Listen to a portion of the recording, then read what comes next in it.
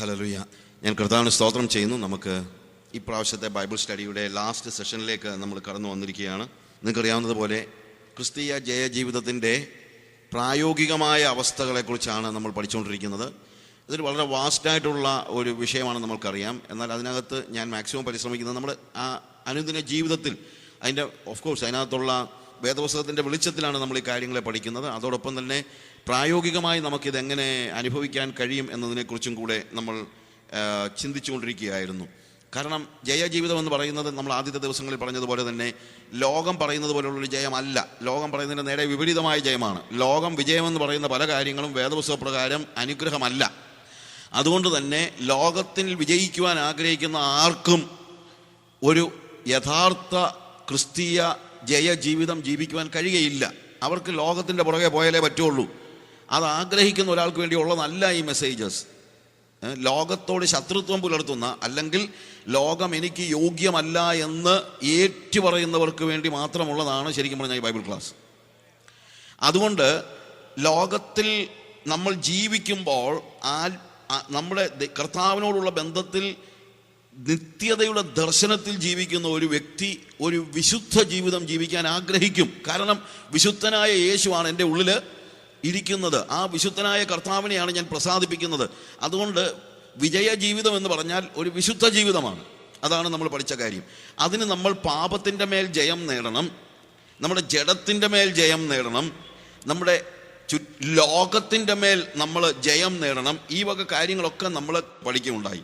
പാപങ്ങൾ എന്ന് പറയുമ്പോഴത്തേക്ക് നമ്മളുടെ പുറമേ നമ്മൾ ചെയ്യുന്ന പാപങ്ങൾ മാത്രമല്ല, നമ്മുടെ ആന്തരികമായ പാപങ്ങളുടെ മേലും നമ്മൾ ജയം നേടിയാലേ പറ്റുകയുള്ളൂ. അതുകൊണ്ട് ആന്തരിക പാപങ്ങൾ, അല്ലെങ്കിൽ നമ്മൾ ശരിക്കും ദാവീദ് പറയുന്ന അന്തർഭാഗത്തിലെ സത്യമല്ലോ നീ ഇച്ഛിക്കുന്നത്. എൻ്റെ ഹൃദയം പരിശുദ്ധമായിരിക്കണമെന്ന് കർത്താവ് ആഗ്രഹിക്കുന്നുണ്ട്. അങ്ങനെ ഒരു വിശുദ്ധമായ ഹൃദയം കൂടാതെ ഹൃദയശുദ്ധിയുള്ളവർ ഭാഗ്യവാന്മാർ, അവർ ദൈവത്തെ കാണും. വേറെ ആരെങ്കിലും കാണുമെന്നല്ല പറഞ്ഞത്. ആരാണ് കാണുന്നത്? ഹൃദയശുദ്ധിയുള്ളവർ ഭാഗ്യവാന്മാർ. അതുകൊണ്ട് ഹൃദയശുദ്ധിയോടുകൂടെ കർത്താവിൻ്റെ പിന്നാലെ പോകുവാൻ ആഗ്രഹിക്കുന്ന ആളുകൾക്കാണ് ജയജീവിതം ജീവിക്കുവാൻ കഴിയുന്നത്. ഹല്ലേലൂയ. അതുകൊണ്ട് ആന്തരികമായി, അതുകൊണ്ടാണ് ഈവൻ ദാവീദ് പ്രാർത്ഥിക്കുമ്പോഴും പ്രാർത്ഥിക്കുന്ന കാര്യം എനിക്ക് നിർമ്മലമായ give me a clean heart, create in me a clean heart, O God, and renew a right spirit within me. എൻ്റെ ഉള്ളിൽ നിർമ്മലമായ ഒരു ഹൃദയം എനിക്ക് നൽകിയിട്ട് നിൻ്റെ ആത്മാവിനെ എൻ്റെ ഉള്ളിൽ പുതുക്കണമേ. Renew a right spirit with me, a willing spirit എന്ന് അവിടെ എഴുതിയിരിക്കുന്നത്. വില്ലിംഗ് സ്പിരിറ്റ് എന്ന് വെച്ച് കഴിഞ്ഞാൽ അനുസരണത്തിന് വേണ്ടി കൊതിക്കുന്ന ഒരു ആത്മാവിനെ എനിക്ക് തരണമെന്നാണ്. അനുസരണത്തിന് വേണ്ടി കൊതിക്കുന്ന ഒരു വില്ലിംഗ് സ്പിരിറ്റ്.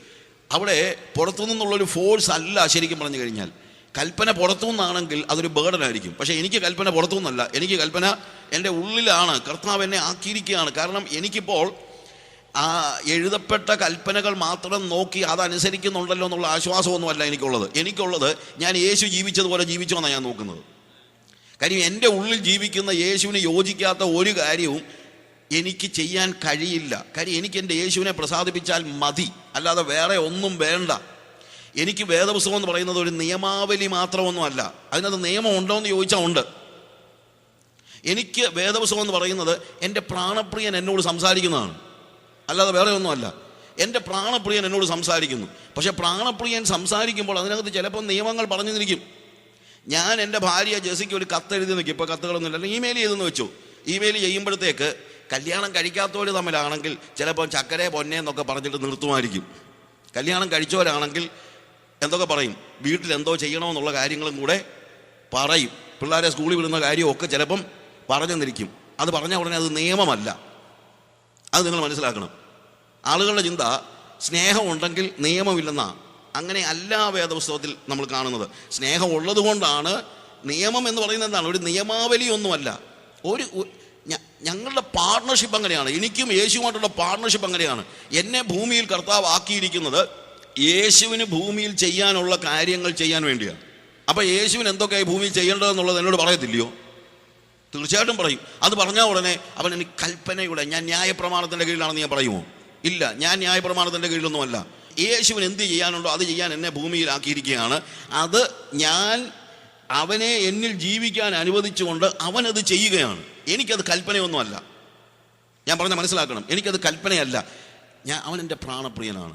അവന് വേണ്ടി എന്ത് ചെയ്യുന്നതും എനിക്കൊരു ബേർഡനല്ല. എനിക്കത് സന്തോഷമാണ്, എനിക്കത് എൻജോയ്മെൻ്റാണ്, എനിക്കത് സെലിബ്രേഷനാണ്. ഞാൻ ക്രിസ്തീയ ജീവിതം ആഘോഷമാക്കിയിരിക്കുന്ന ആളാണ്. ക്രിസ്തീയ ജീവിതം എനിക്കൊരു ആഘോഷമാണ്. എനിക്കിതിനകത്ത് യാതൊരു രീതിയിലും ഒരു പ്രയാസമോ അല്ലെങ്കിൽ രക്ഷിക്കപ്പെട്ടുപോയില്ലേ ബ്രദറെ എന്നൊന്നും ഞാൻ ചോദിക്കത്തില്ല. ഞാൻ അങ്ങനെ പെട്ടുപോയതൊന്നുമല്ല. ഞാനിത് ചൂസ് ചെയ്തതാണ്. ഞാൻ പെട്ടുപോയതൊന്നുമല്ല. അത് മനസ്സിലാക്കണം. അതുകൊണ്ട് എൻ്റെ പ്രവൃത്തി മാത്രമല്ല ഇവിടുത്തെ വിഷയം. എൻ്റെ ആന്തരികമായ വിഷയങ്ങളിലും എനിക്കൊരു ക്ലീൻ ഹാർട്ട് ഉണ്ടാകുമ്പോൾ മാത്രമാണ് എനിക്ക് എന്ത് പറ്റുന്നത്. ഇൻഫാക്റ്റ് അപ്പോഴാണ് എനിക്ക് ഒരു ജയജീവിതം ജീവിക്കാനായിട്ട് കഴിയുന്നത്. ഞാൻ ജയജീവിതമാണ് ജീവിക്കുന്നത്. എൻ്റെ യേശുവിനെ പ്രതിഫലിപ്പിക്കുന്നതാണ് എൻ്റെ ജയജീവിതം. അതുകൊണ്ട് എൻ്റെ ഹൃദയത്തിൻ്റെ ഉള്ളിൽ ആന്തരികമായി കടന്നുകൂടാവുന്ന ഇൻവേർഡ് സിൻസ്, ഞാനിത് രാവിലെ പറഞ്ഞു, ഒരു പക്ഷേ അഹങ്കാരം, അതൊക്കെ ഇറ്റ് ഈസ് ക്വൈറ്റ് പോസിബിൾ. കാര്യം ഒത്തിരി നാളുകൾ എൻ്റെ ശരീരത്തിൽ വസിച്ചിരുന്നത് പഴയ പാപപ്രകൃതമായിരുന്നത് കൊണ്ട് അതിനോട് ഈൽഡ് ചെയ്ത എൻ്റെ ഹ്യൂമൻ ഫാക്കൽറ്റീസ്, ലൈക്ക് എൻ്റെ ചിന്തകൾ, എൻ്റെ വികാരങ്ങൾ, എൻ്റെ തീരുമാനമെടുക്കുന്ന ശേഷി, എൻ്റെ വിചാരങ്ങളുടെ ഉറവിടം, വികാരങ്ങളുടെ ഇവിടെയൊക്കെ കറപ്ഷൻ ഉണ്ടായിരുന്നത് കൊണ്ട് പുതിയ ആത്മാവിനെ കിട്ടുമ്പോൾ അതിനോട്, അതായത് പുതിയ സൃഷ്ടിയായി തീരുമ്പോൾ ആ പുതിയ സൃഷ്ടിയോട് എൻ്റെ ശരീരം എന്ന് പറയുമ്പോൾ ഈ കയ്യും കാലും മാത്രമല്ല, കയ്യും കാലും ഉൾപ്പെടെയുള്ള എൻ്റെ ചിന്തകളുടെയും വികാരങ്ങളുടെയും വിചാരങ്ങളുടെയും തീരുമാനത്തിൻ്റെയും ഒക്കെ ഉറവിടമായ എൻ്റെ ഹ്യൂമൻ ഫാക്കൽറ്റീസ് ദൈവം അവൻ്റെ സ്വരൂപത്തിലും സാദൃശ്യത്തിലും സൃഷ്ടിച്ച, അത് മോശമൊന്നുമല്ല, ഇതെല്ലാം ദൈവത്തിൻ്റെ സ്വരൂപത്തിലും സാദൃശ്യത്തിലും സൃഷ്ടിച്ചതുകൊണ്ടാണ് എനിക്ക് ഹ്യൂമൻ ഫാക്കൽറ്റീസ് എല്ലാം കിട്ടിയത്. അത് വിശുദ്ധമാണ്.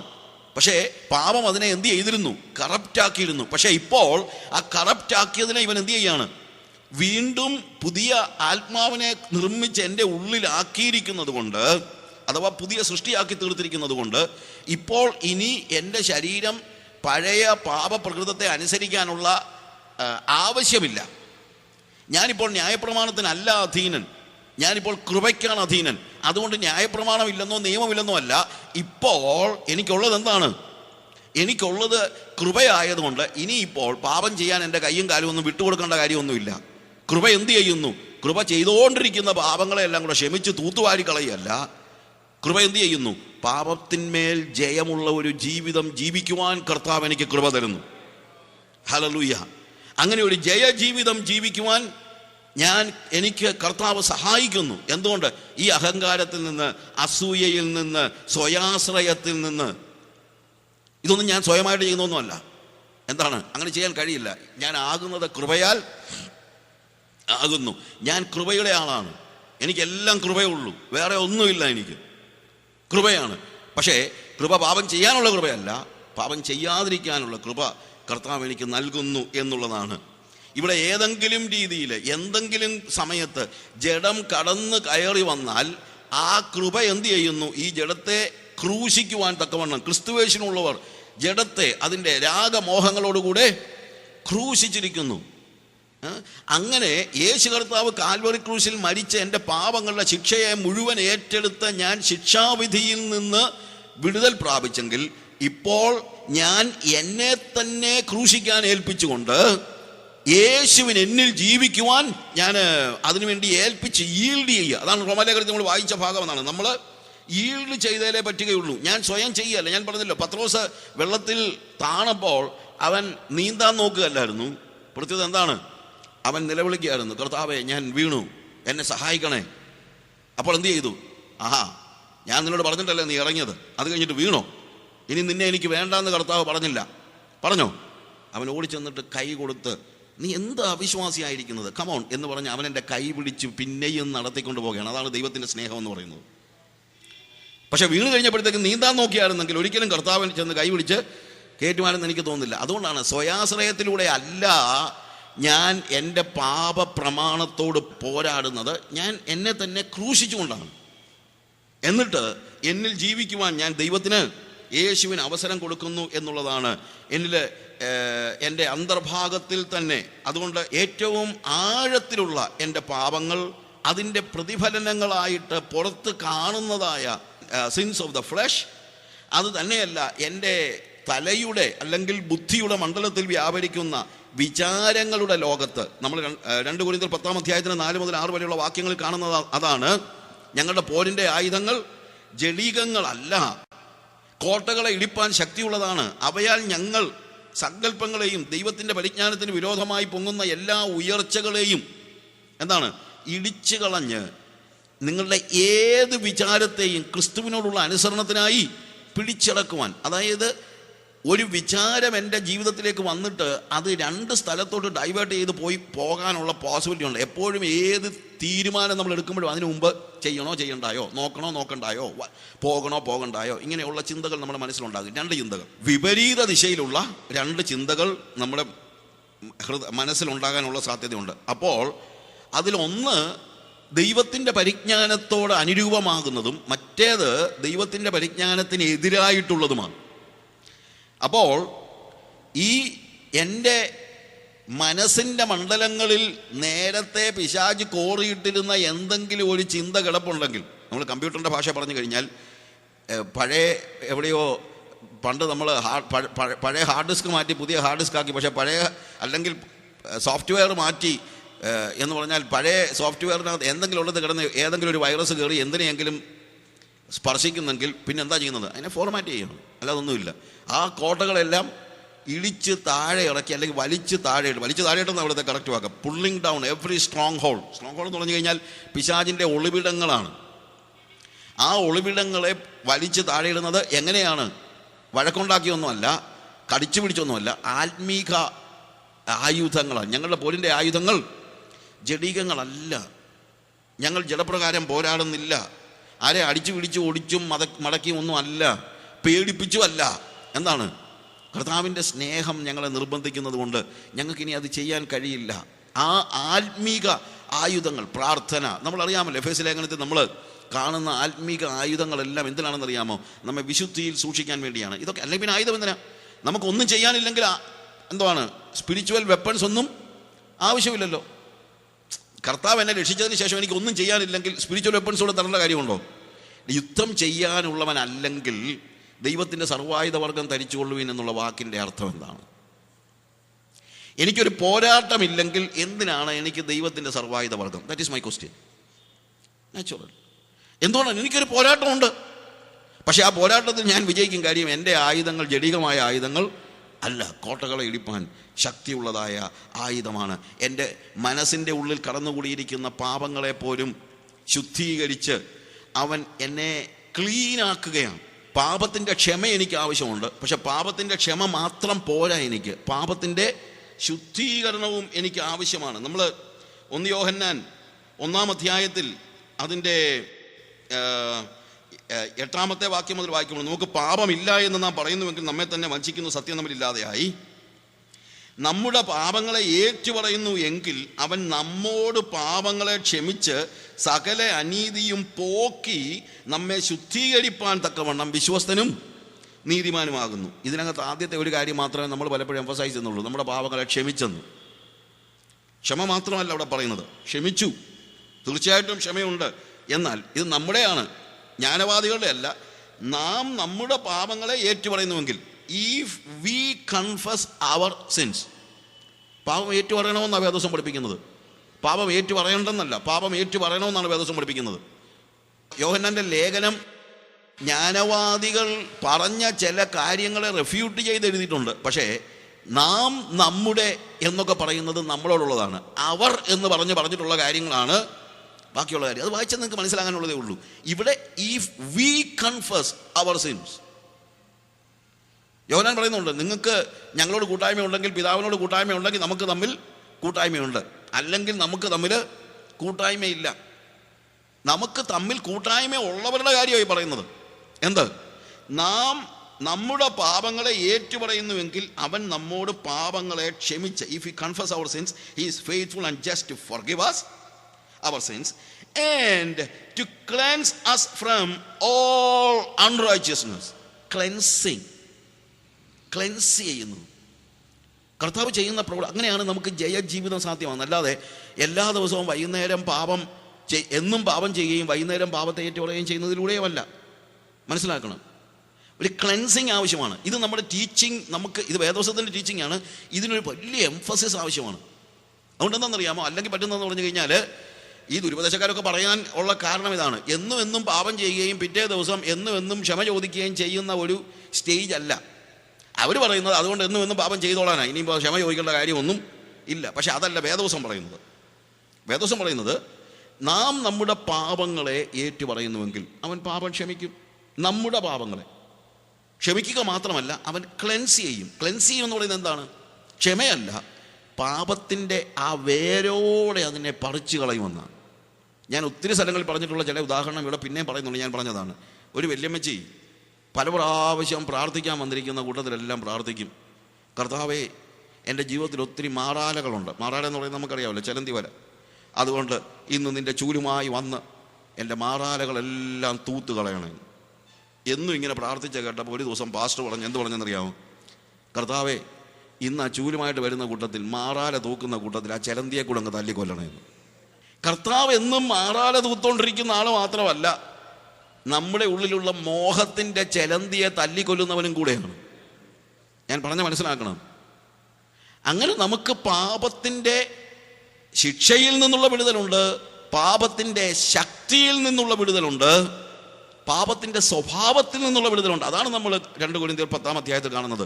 അങ്ങനെ നിങ്ങളുടെ അനുസരണം തികഞ്ഞു വന്ന ശേഷമെന്ന്. അതായത് നമ്മുടെ മനസ്സിൻ്റെ കോണുകളിൽ പോലും പിശാചിന് ഒരു ഒളിവിടവും ഇല്ലാതെ ഇരിക്കുമ്പോൾ ഏത് വിചാരം താഴോട്ട് വന്നാലും പിശാചിൻ്റെ സജഷൻസ് കൊണ്ട് അതിനെ പിശാചിന് മാനിപ്പുലേറ്റ് ചെയ്യാനായിട്ട് കഴിയില്ല. അതുകൊണ്ട് എന്തു ചെയ്യും? ഏത് വിചാരവും ക്രിസ്തുവിനോടുള്ള അനുസരണത്തിനായിട്ട് ഞങ്ങൾ പിടിച്ചടക്കുന്നു. അപ്പോൾ അവിടെ എന്താ സംഭവിക്കുന്നത്?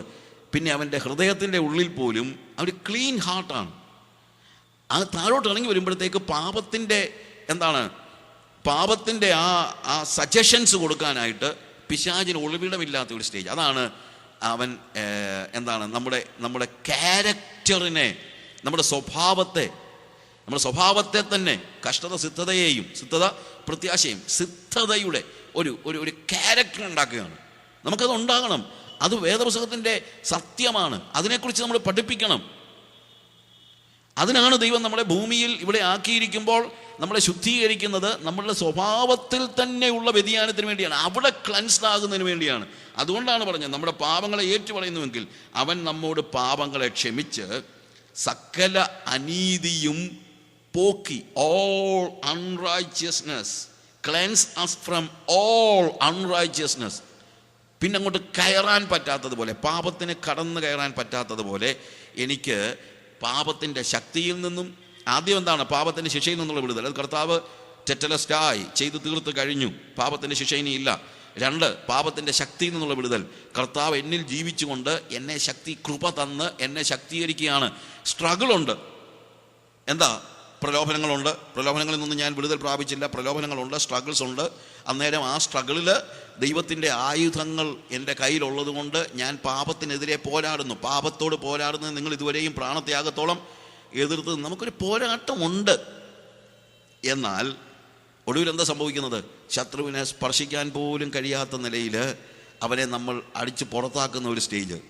അവിടെ നമുക്ക് ജയജീവിതം പൂർണ്ണതയിലെത്തുകയാണ്. ജയജീവിതത്തിലാണ് എപ്പോഴും. നമ്മൾ കർത്താവിൻ്റെ രക്തത്താൽ വീണ്ടെടുക്കപ്പെട്ട നിമിഷം മുതൽ നമ്മൾ പൂർണ്ണതയിലാണ്, അല്ലെന്ന് പറയുന്നില്ല. പക്ഷെ ആ പൂർണ്ണതയിൽ മുന്നേറുകയാണ്. ഒരു പൂവ് വിരിഞ്ഞു വരുമ്പോൾ, പൂ മൊട്ടായിരിക്കുമ്പോഴും അത് പൂർണ്ണമാണെന്ന് ചോദിച്ചാൽ മൊട്ട എന്ന നിലയിൽ പൂർണ്ണമാണ്, പക്ഷേ അത് പൂവായി തീർന്നിട്ടില്ല. ഒരു കുഞ്ഞ് ജനിച്ചു കഴിഞ്ഞാൽ കുഞ്ഞ് പൂർണ്ണനാണോ എന്ന് ചോദിച്ചു കഴിഞ്ഞാൽ കുഞ്ഞെന്ന നിലയിൽ പൂർണ്ണനാണ്, പക്ഷേ അത് പുരുഷനായിട്ടില്ല. ഉണ്ടോ? ഇല്ല. ഇതുപോലെ ക്രിസ്തീയ ജീവിതത്തിൽ യേശുക്രിസ്തു തൻ്റെ മരണത്താൽ എനിക്കൊരു ജനനം തന്ന ആ നിമിഷം മുതൽ ഞാൻ പൂർണ്ണനാണോ എന്ന് ചോദിച്ചാൽ ആ നിലയിൽ പൂർണ്ണ. ഞാനൊരു ദൈവ പൈതലാണ്. I am a child of God. ഞാൻ ദൈവ പൈതല. ഞാൻ ക്രമേണ ദൈവ പൈതലാവുകയല്ല. വീണ്ടും ജനനത്തിൻ്റെ ആദ്യ നിമിഷത്തിൽ തന്നെ ഞാൻ ആരായി തീർന്നു? ദൈവ പൈതലായി തീർന്നു. പക്ഷെ എൻ്റെ വളർച്ച, ആ ദൈവ പൈതലിൻ്റെ വളർച്ച, അതിനാണ് ദൈവം ശിഷ്യത്വം എന്ന് പറയും. മനസ്സിലാക്കണം. ശിഷ്യനായി കുറച്ച് കഴിയുമ്പോൾ പുത്രനാവുകയല്ല. പുത്രനായി കഴിഞ്ഞിട്ടാണ് ആരാകുന്നത്? ശിഷ്യനാകുന്നത്. അതുകൊണ്ട് ഞാനിതൊക്കെ പറയാൻ കാര്യം, ഓരോരോ റോങ് ടീച്ചിങ്സ് ഓരോ ദിവസം ഓരോരുത്തർ ഇറക്കുന്നത്. അത് നിങ്ങൾ മനസ്സിലാക്കണം. ആരും ശിഷ്യനായി പെതിയെ പുത്രനാകത്തില്ല. പുത്രന് മാത്രമേ ആരാകാൻ പറ്റുകയുള്ളൂ, ശിഷ്യനാകാൻ പറ്റുള്ളൂ. അല്ലാതെ ആർക്കും ശിഷ്യനാകാൻ കഴിയില്ല. ഇതൊന്നും അനുകരിക്കാൻ പറ്റുന്ന, മാറി നിന്ന് അനുകരിക്കാൻ പറ്റുന്ന ഒരു ജീവിതമല്ല പ്രിയമുള്ളവരെ ഇത്. ആകയാൽ പ്രിയ മക്കൾ എന്നതുപോലെ കർത്താവിനെ അനുകരിപ്പാൻ പ്രിയ മക്കൾക്കേ പറ്റുള്ളൂ. എനിക്ക് എൻ്റെ അയൽവക്കക്കാരൻ എന്നെ പോലെ ആകാൻ കണ്ടുപഠിക്കാൻ പറ്റുമായിരിക്കും. ഞാനിത് കണ്ടുപഠിക്കുന്നതല്ല, ഞാൻ യേശുവിനെ പോലെ ആകുന്നത് കണ്ടുപഠിക്കുന്നതല്ല. അവൻ്റെ വിത്ത് എൻ്റെ ഉള്ളിൽ ഉണ്ട്. എനിക്ക് അവനെ പോലെ ജീവിക്കാൻ കഴിയും. എന്തുകൊണ്ട്? Because I am born of God. ഞാൻ ദൈവത്തിൽ നിന്ന് ജനിച്ചിരിക്കുന്നത് കൊണ്ട്, ആത്മാവിലെ ജനനം പ്രാപിച്ചിരിക്കുന്നത് കൊണ്ട് എനിക്ക് അങ്ങനെ ജീവിക്കാൻ കഴിയും. അതിനുള്ള ശക്തി എൻ്റെ ഉള്ളിലുണ്ട്. ജനനമാണ് വ്യത്യാസം ഉണ്ടാക്കുന്നത്, അല്ലാതെ അനുകരണമല്ല വ്യത്യാസം ഉണ്ടാക്കുന്നത്. നമ്മുടെ വീട്ടിൽ ഒരു പശുക്കുഞ്ഞ് ജനിച്ചാലും അതേ ദിവസം തന്നെ എനിക്കൊരു മകൻ ജനിച്ചാലും രണ്ടും കുറച്ച് കഴിയുമ്പോൾ പശുക്കിടാവ് ചിലപ്പോൾ എന്ത് ചെയ്യും? പെട്ടെന്ന് എണീറ്റ് നടന്നിരിക്കും. പക്ഷെ നടക്കുമ്പോൾ 4 കാലേ നടക്കത്തുള്ളൂ. കാര്യം എന്നാ? അതിൻ്റെ അതൊരു പശു ജന്മമാണ്, അതിന് അത്രയൊക്കെ നടക്കാൻ പറ്റുള്ളൂ, അല്ലേ? എന്നാൽ എനിക്കൊരു മകനുണ്ടാകുമ്പോൾ അവൻ അന്ന് നടന്നില്ലെങ്കിലും വേണ്ടിയില്ല, പക്ഷെ നടക്കുമ്പോൾ അവൻ എങ്ങനെ നടക്കും? 2 കാലം നടക്കും. കാര്യം 2 കാലം നടക്കാനുള്ള ശക്തി അവനിൽ ഉള്ളടങ്ങിയിരിക്കുന്നത് പ്രാക്ടീസ് കൊണ്ടുണ്ടായതല്ല. പശുവിനെ പ്രാക്ടീസ് ചെയ്യിച്ചാൽ ചിലപ്പോൾ 2 സ്റ്റെപ്പ് വെച്ചെന്നിരിക്കും, പക്ഷേ 3-ാമത്തെ സ്റ്റെപ്പ് അത് താഴെ വെക്കും. പക്ഷേ എൻ്റെ കൊച്ച് 4 കാലം നടക്കാനല്ല അതിൻ്റെ ടെൻഡൻസി. അതിൻ്റെ ടെൻഡൻസി തന്നെ എങ്ങനെയാണ്? 2 കാലം നടക്കരുത്. കാര്യം അത് എൻ്റെ മകനാണ്, അല്ലെങ്കിൽ എൻ്റെ മകളാണ്, എൻ്റെ ജന്മമാണ്, അതിലേക്ക് ഞാൻ കൈമാറ്റം ചെയ്തിരിക്കുന്നത്. ഇതുപോലെ ഞാൻ ദൈവത്തിൻ്റെ മകനായതുകൊണ്ട് ദൈവികതയാണ് ദൈവം എന്നിലേക്ക്, ഡിവിനിറ്റിയാണ് എന്നിലേക്ക് ഉള്ളടക്കിയിരിക്കുന്നത്. അതുകൊണ്ടാണ് എനിക്ക് യേശു ജീവിച്ച പോലെ ജീവിക്കാൻ പറ്റുന്നത്. അല്ലാതെ മാറി നിന്ന് ആർക്കും യേശു ജീവിച്ച പോലെ ജീവിക്കാൻ കഴിയില്ല. മാറി നിന്ന് ഒരാൾക്കും യേശു ജീവിച്ച പോലെ ജീവിക്കാൻ കഴിയില്ല. അതുകൊണ്ട് ഒരുവൻ ഞാൻ യേശുവിൻ്റെ ശിഷ്യനാണെന്ന് പറഞ്ഞു കഴിഞ്ഞാൽ മാറി നിന്ന് ചെയ്യുന്ന കാര്യമല്ല അത്. അവൻ പുത്രനായതുകൊണ്ടാണ് ശിഷ്യനാകുന്നത്. ഹല്ലേലൂയ. പുത്രനും ശിഷ്യനാകണം. ഇപ്പം ഞാൻ ഇതിനെക്കുറിച്ച് പിന്നീട് പറയുന്നുണ്ട്. എന്നാന്ന് ചോദിച്ചു കഴിഞ്ഞാൽ, ദൈവം എനിക്ക് വേണ്ടി വലിയ ഒരു അവകാശം ഒരുക്കി വെച്ചിരിക്കുകയാണ്. ഇപ്പം ഞാനൊരു വലിയൊരു ഫാക്ടറി എൻ്റെ സ്വന്തമായിട്ടുണ്ടെങ്കിൽ, ഞാൻ ഒരു ചെറിയ ഉദാഹരണം പറയാം. ഫാക്ടറി സ്വന്തമായിട്ടുണ്ടെങ്കിൽ എൻ്റെ മകനെ ഞാൻ അതിൻ്റെ കംപ്ലീറ്റ് ചുമതല ഏൽപ്പിക്കാൻ ആഗ്രഹിക്കുകയാണെങ്കിൽ അവനെ വീട്ടിൽ ഇരുത്തി ചോക്ലേറ്റ് തീറ്റിച്ച് ഞാൻ ഫാക്ടറി കൊടുക്കുമോ? ഞാൻ എന്ത് ചെയ്യും? ഈ ഫാക്ടറി നടത്താൻ തക്കവണ്ണം അവനെ എക്യുപ്പ് ചെയ്യും. അത് കഴിഞ്ഞിട്ടേ ഈ ഫാക്ടറി കൊടുക്കത്തുള്ളൂ. മകനായതുകൊണ്ട് എക്യുപ്പിംഗ് വേണ്ടാന്ന് പറയും, അവനെ പരിശീലിപ്പിക്കണ്ടെന്ന് പറയും? ഇല്ല, മകനാണ് ഞാൻ കൂടുതൽ ട്രെയിനിങ് കൊടുക്കുന്നത്. ചിലപ്പം വേറൊരുത്തരും ഞാൻ ഫീസ് കൊടുത്ത് പഠിപ്പിക്കുന്നുണ്ടായിരിക്കും. അവൻ പഠിച്ചാലും പഠിച്ചില്ലെങ്കിൽ എനിക്ക് വലിയ വിഷയമൊന്നുമില്ല, ഒരുത്തരങ്ങ് പോയെന്നുള്ളതില്ല. പക്ഷേ എൻ്റെ മോനെ എൻ്റെ ഫാക്ടറി നടത്താനായിട്ട് ഞാൻ ഇംഗ്ലണ്ടിലോ അമേരിക്കയിലോ വിട്ട് പഠിപ്പിക്കുകയാണെങ്കിൽ അവൻ പഠിക്കുന്നുണ്ടോ എന്ന് ഞാൻ നോക്കും. കാര്യം തിരിച്ചു വന്ന് എന്തോ ചെയ്യേണ്ടതാണ്, എൻ്റെ ഫാക്ടറി നോക്കേണ്ടതാണ്. അപ്പം മകനാണ് ശിഷ്യത്വത്തിലൂടെ വളരുന്നത്. എന്തിനാണ്? മകനൊരു അവകാശമുണ്ട്. ആ അവകാശം പ്രാപിക്കുന്നതിന് മുമ്പ് അതിനുവേണ്ടി എന്നെ എക്യുപ്പ് ചെയ്യണം. അതാണ് ശിഷ്യത്വം. അല്ലാതെ ശിഷ്യനായി കുറച്ച് കഴിഞ്ഞിട്ട് എന്നാൽ പിന്നെ മകനാക്കാമെന്ന് ആരും ചിന്തിക്കത്തില്ല. ഹല്ലേലൂയ. ദുരുപദേശങ്ങളുടെ പിടിയിൽപ്പെട്ട് പോകരുത് പ്രിയമുള്ളവരെ. ഒരു വിവരവും ഇല്ലാതെ അതും ഇതൊക്കെ പറയാൻ ഒരു മടിയുമില്ല ആളുകൾക്ക്. എന്ത് ചെയ്യാനാണ്? ഇത് പറയാതിരിക്കാൻ തരമില്ല. പറയുന്ന ഒരു കാര്യത്തിനും യാതൊരു കഴമ്പുമില്ലാത്ത കാര്യങ്ങൾ മാത്രമേ ദുരുപദേശക്കാരൻ സംസാരിക്കത്തുള്ളൂ. ഞാൻ പറയുന്നത് 4 ചോദ്യം കൃത്യമായിട്ട് ചോദിച്ചാൽ മറുപടി പറയാൻ അറിയാവുന്ന ഒരു ദുരുപദേശക്കാരനെ ഇന്നുവരെ ഞാൻ കണ്ടിട്ടില്ല. അവന് വേദപുസ്തകമില്ലല്ലോ. വേദപുസ്തകത്തിൽ 4 ചോദ്യം ചോദിച്ചാൽ ഉത്തരം പറയാൻ അറിയാവുന്ന ഒരു ദുരുപദേശക്കാരനെ ഇന്നുവരെ ഞാൻ കണ്ടിട്ടില്ല. വേദപുസ്തകം അറിയാൻ വയ്യാത്ത ചിലരെ കളിപ്പിക്കാൻ ഇവർക്കൊക്കെ പറ്റുമായിരിക്കും, അല്ലാതെ വേറെ ആരെയും കളിപ്പിക്കാൻ ഇവർക്ക് കഴിയില്ല എന്നുള്ളതാണ്. അതുകൊണ്ട് എനിക്കൊരു ജയജീവിതം കഴിയുന്നത് ഞാൻ മകനാണ്, ഞാൻ യേശുവിൻ്റെ മകനാണ്. എനിക്കത് തീർച്ചയായിട്ടും അതിന് കഴിയും എന്നുള്ളതാണ് ഞാൻ ദാറ്റ്സ് വാട്ട് ഐ സേ. അതുകൊണ്ട് എനിക്ക് പാപത്തിൻ്റെ മേൽ ജയമുണ്ട്. എൻ്റെ ജഡം വീണ്ടും എന്നിലേക്ക് കയറിയിരിക്കാൻ നോക്കുമ്പോൾ ഒരു പോരാട്ടം അവിടെ ഉണ്ട്. അതുകൊണ്ടാണ് നമ്മൾ റോമാലേഖനത്തിൽ അതിൻ്റെ 6-ാമത്തെ അധ്യായത്തിൽ രാവിലെ നമ്മൾ വായിച്ച ഭാഗത്ത് കൃത്യമായിട്ടുണ്ട്, നിങ്ങളുടെ അവയവങ്ങളെ പണ്ട് അനീതിക്ക് ആയുധങ്ങളായി സമർപ്പിച്ചതുപോലെ ഇപ്പോൾ നിങ്ങളുടെ അവയവങ്ങളെ നീതിക്കായി ദൈവത്തിന് സമർപ്പിപ്പിൻ. നമ്മൾ ഈൽഡ് ചെയ്യണം.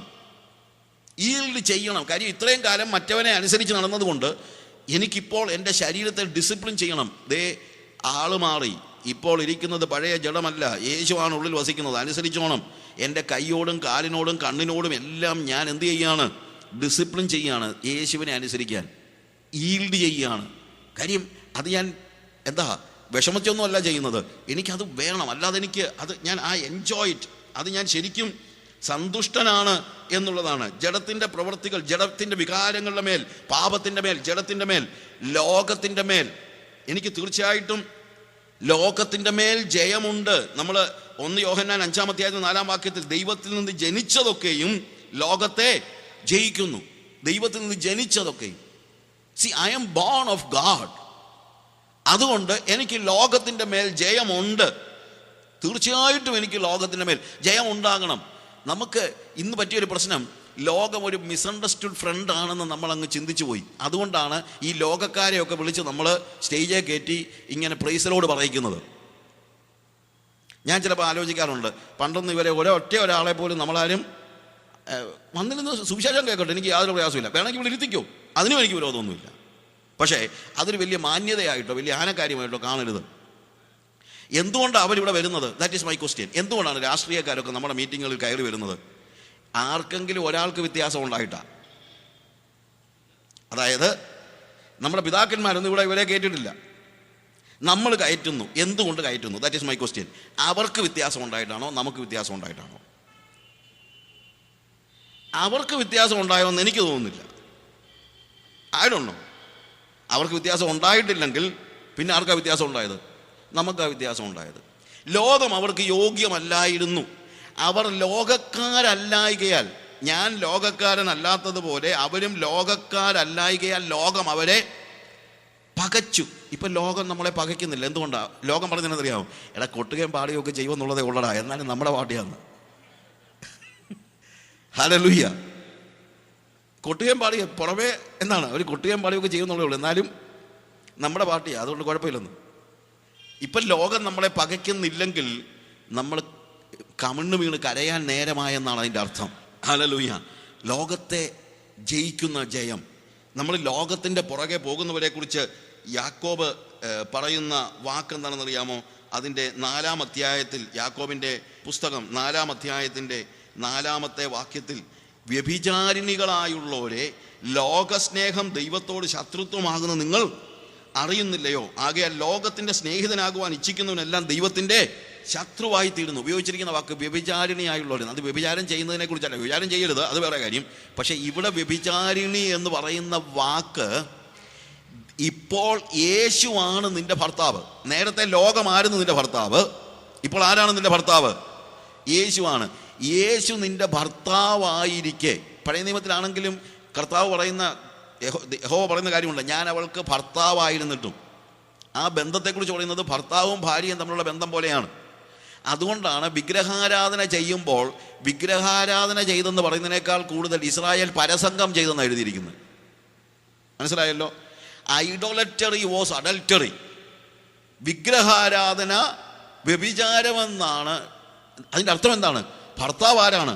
യഹോവയാണ് ഭർത്താവ്. പക്ഷേ ആ ഭർത്താവിനെ വിട്ടിട്ട് എങ്ങോട്ട് പോയി? അന്യ ദൈവങ്ങളുടെ പുറകെ പോയി. അതുകൊണ്ട് idolatry was adultery for the Israel. ഇത് തന്നെയാണ് യാക്കോബ് പറയുന്നത്, who is your husband? If it is Jesus, യേശുവാണ് നിന്റെ ഭർത്താവെങ്കിൽ ഇനി ലോകത്തേക്ക് നോക്കരുത്. നീ ലോകത്തെ സ്നേഹിക്കാൻ തുടങ്ങിയാൽ നീ വ്യഭിചാരം ചെയ്യാണ്. നിന്റെ ഭർത്താവിനെ വിട്ടേച്ച് ജാരൻ്റെ പുറകെ പോകുകയാണെന്നാണ്. ഹല്ലേലൂയ. ഇന്ന് ലോകം, ഞാൻ ഡേവിഡ് വിൽക്കേഴ്സൺ, നിങ്ങൾ പറ്റുമെങ്കിൽ നിങ്ങളുടെ വെബ്സൈറ്റിൽ ഡേവിഡ് വിൽക്കേഴ്സൻ്റെ മെസ്സേജസ് ഒക്കെ കേൾക്കണം. പ്രത്യേകിച്ച് അദ്ദേഹത്തിൻ്റെ ആംഗ്വിഷ് എന്ന് പറയുന്ന ഒരു ചെറിയ ഒരു മെസ്സേജ് ഉണ്ട്.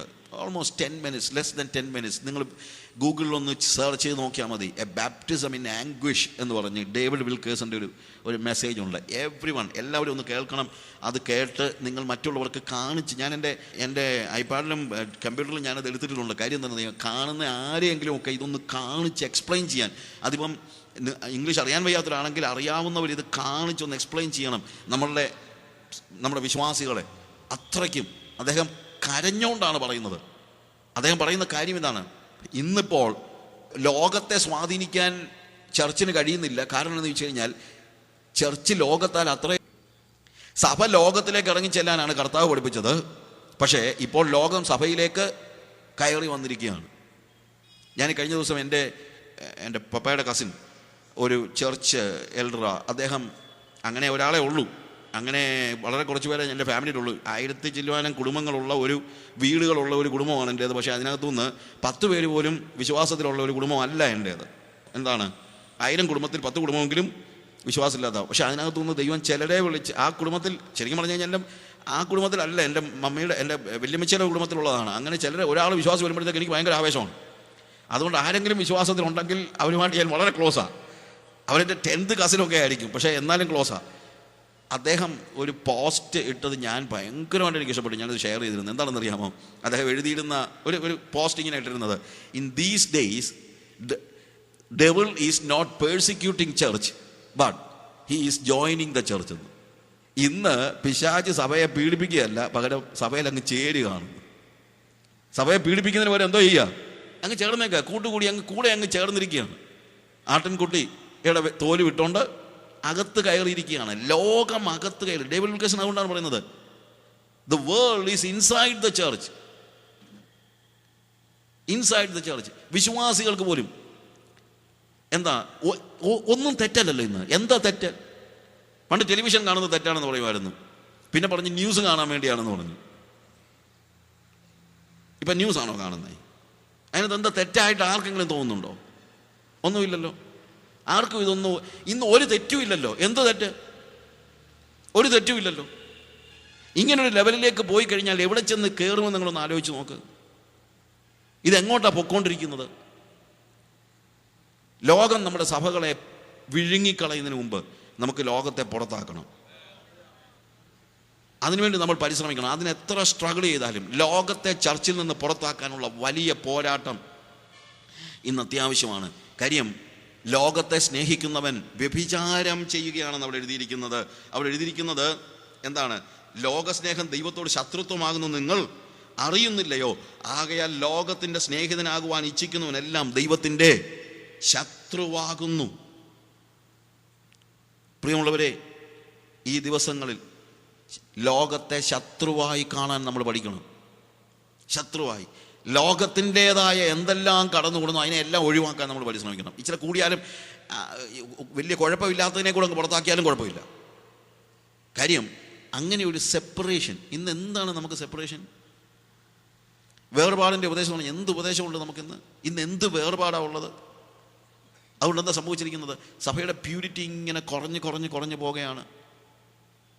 നമുക്ക് തീർച്ചയായും ഒരു വലിയ മാനസാന്തരം ആവശ്യമാണ്. ലോകത്തെ നമുക്ക് പുറത്താക്കിയാലേ പറ്റുള്ളൂ. എൻ്റെ ജീവിതത്തിൽ നിന്ന് ലോകത്തെ പുറത്താക്കണം. യേശുവാണ് എൻ്റെ ഭർത്താവ്, യേശുവാണ് എൻ്റെ കാന്തൻ, അവനാണ് എൻ്റെ ആത്മമണവാളൻ. ഞാൻ ലോകത്തെ ഒരിക്കലും കയറ്റാൻ എനിക്ക് കഴിയില്ല. എനിക്കൊരു ജോലി വേണ്ട, ജാരന്മാരെ സ്വീകരിക്കുവാൻ എനിക്ക് കഴിയില്ല. ഈ മണ്ണെ പ്രതി മാണിക്യം വിഴുകയില്ല ഞാൻ എന്ന് പറയുന്ന പാട്ടിനകത്ത് ജാരന്മാരെ വരിക്കുമോ സോദര എന്ന് ചോദിക്കുന്ന ചോദ്യമുണ്ട്. ഇന്നൊക്കെ പാട്ടിൻ്റെ അർത്ഥം പോലും എന്നാന്ന് ആൾക്കാർക്ക് അറിയത്തില്ല. ചിലപ്പോൾ ആൾക്കാരങ്ങനെ പാടി ആത്മാവിലൊക്കെ ആകുമായിരിക്കും, പക്ഷേ എന്തോ പാടുന്നത് പോലും അറിയാതെയാണ് പാടുന്നത്. ജാരന്മാരെ ഇട്ടോണ്ടാ പാടുന്നത്. നമുക്ക് ഈ സഭയിൽ നിന്ന് പുറത്താക്കേണ്ട അനേക കാര്യങ്ങൾ ഇന്ന് സഭയിൽ കടന്നുകൂടിയിട്ടുണ്ട്. നമ്മൾ പിതാക്കന്മാർ പടിക്ക് പുറത്ത് നിർത്തിയ അനേക കാര്യങ്ങൾ ഇന്ന് സഭയ്ക്കകത്ത് കടന്നുകൂടിയിട്ടുണ്ട്. നമ്മളിതിനെ പുറത്താക്കിയാലേ പറ്റുള്ളൂ. ഹല്ലേലൂയ. ലോകത്തെ പുറത്താക്കാൻ നമ്മുടെ ജയജീവിതത്തിൻ്റെ കാര്യമാണ്. ജയജീവിതം നടക്കണമെങ്കിൽ, ഇല്ലെങ്കിൽ ലോകം നമ്മളെ കാലിന് പിടിച്ച് പുറകോട്ട് വലിച്ചുകൊണ്ടിരിക്കും എപ്പോഴും. അതിനെ ലോകം, ജഡം, എല്ലാത്തിനെയും പുറത്താക്കണം. ജഡിക മോഹങ്ങൾ, ലോകത്തോടുള്ള ആഗ്രഹങ്ങൾ. ജയജീവിതം എനിക്ക് ആവശ്യമുണ്ട്. പാപത്തിൻ്റെ മേൽ ജയം വേണം, സ്വയത്തിൻ്റെ മേൽ ജയം വേണം, ജഡത്തിൻ്റെ മേൽ വിജയം വേണം, വികാരങ്ങളുടെ മേൽ ജയം വേണം, വികാരങ്ങളുടെ മേൽ വിചാരങ്ങളുടെ മേൽ ജയം വേണം, ശരീരത്തിൻ്റെ മേൽ, ഹ്യൂമൻ ഫാക്കൽറ്റീസിനെ ഞാൻ നിയന്ത്രിക്കണം.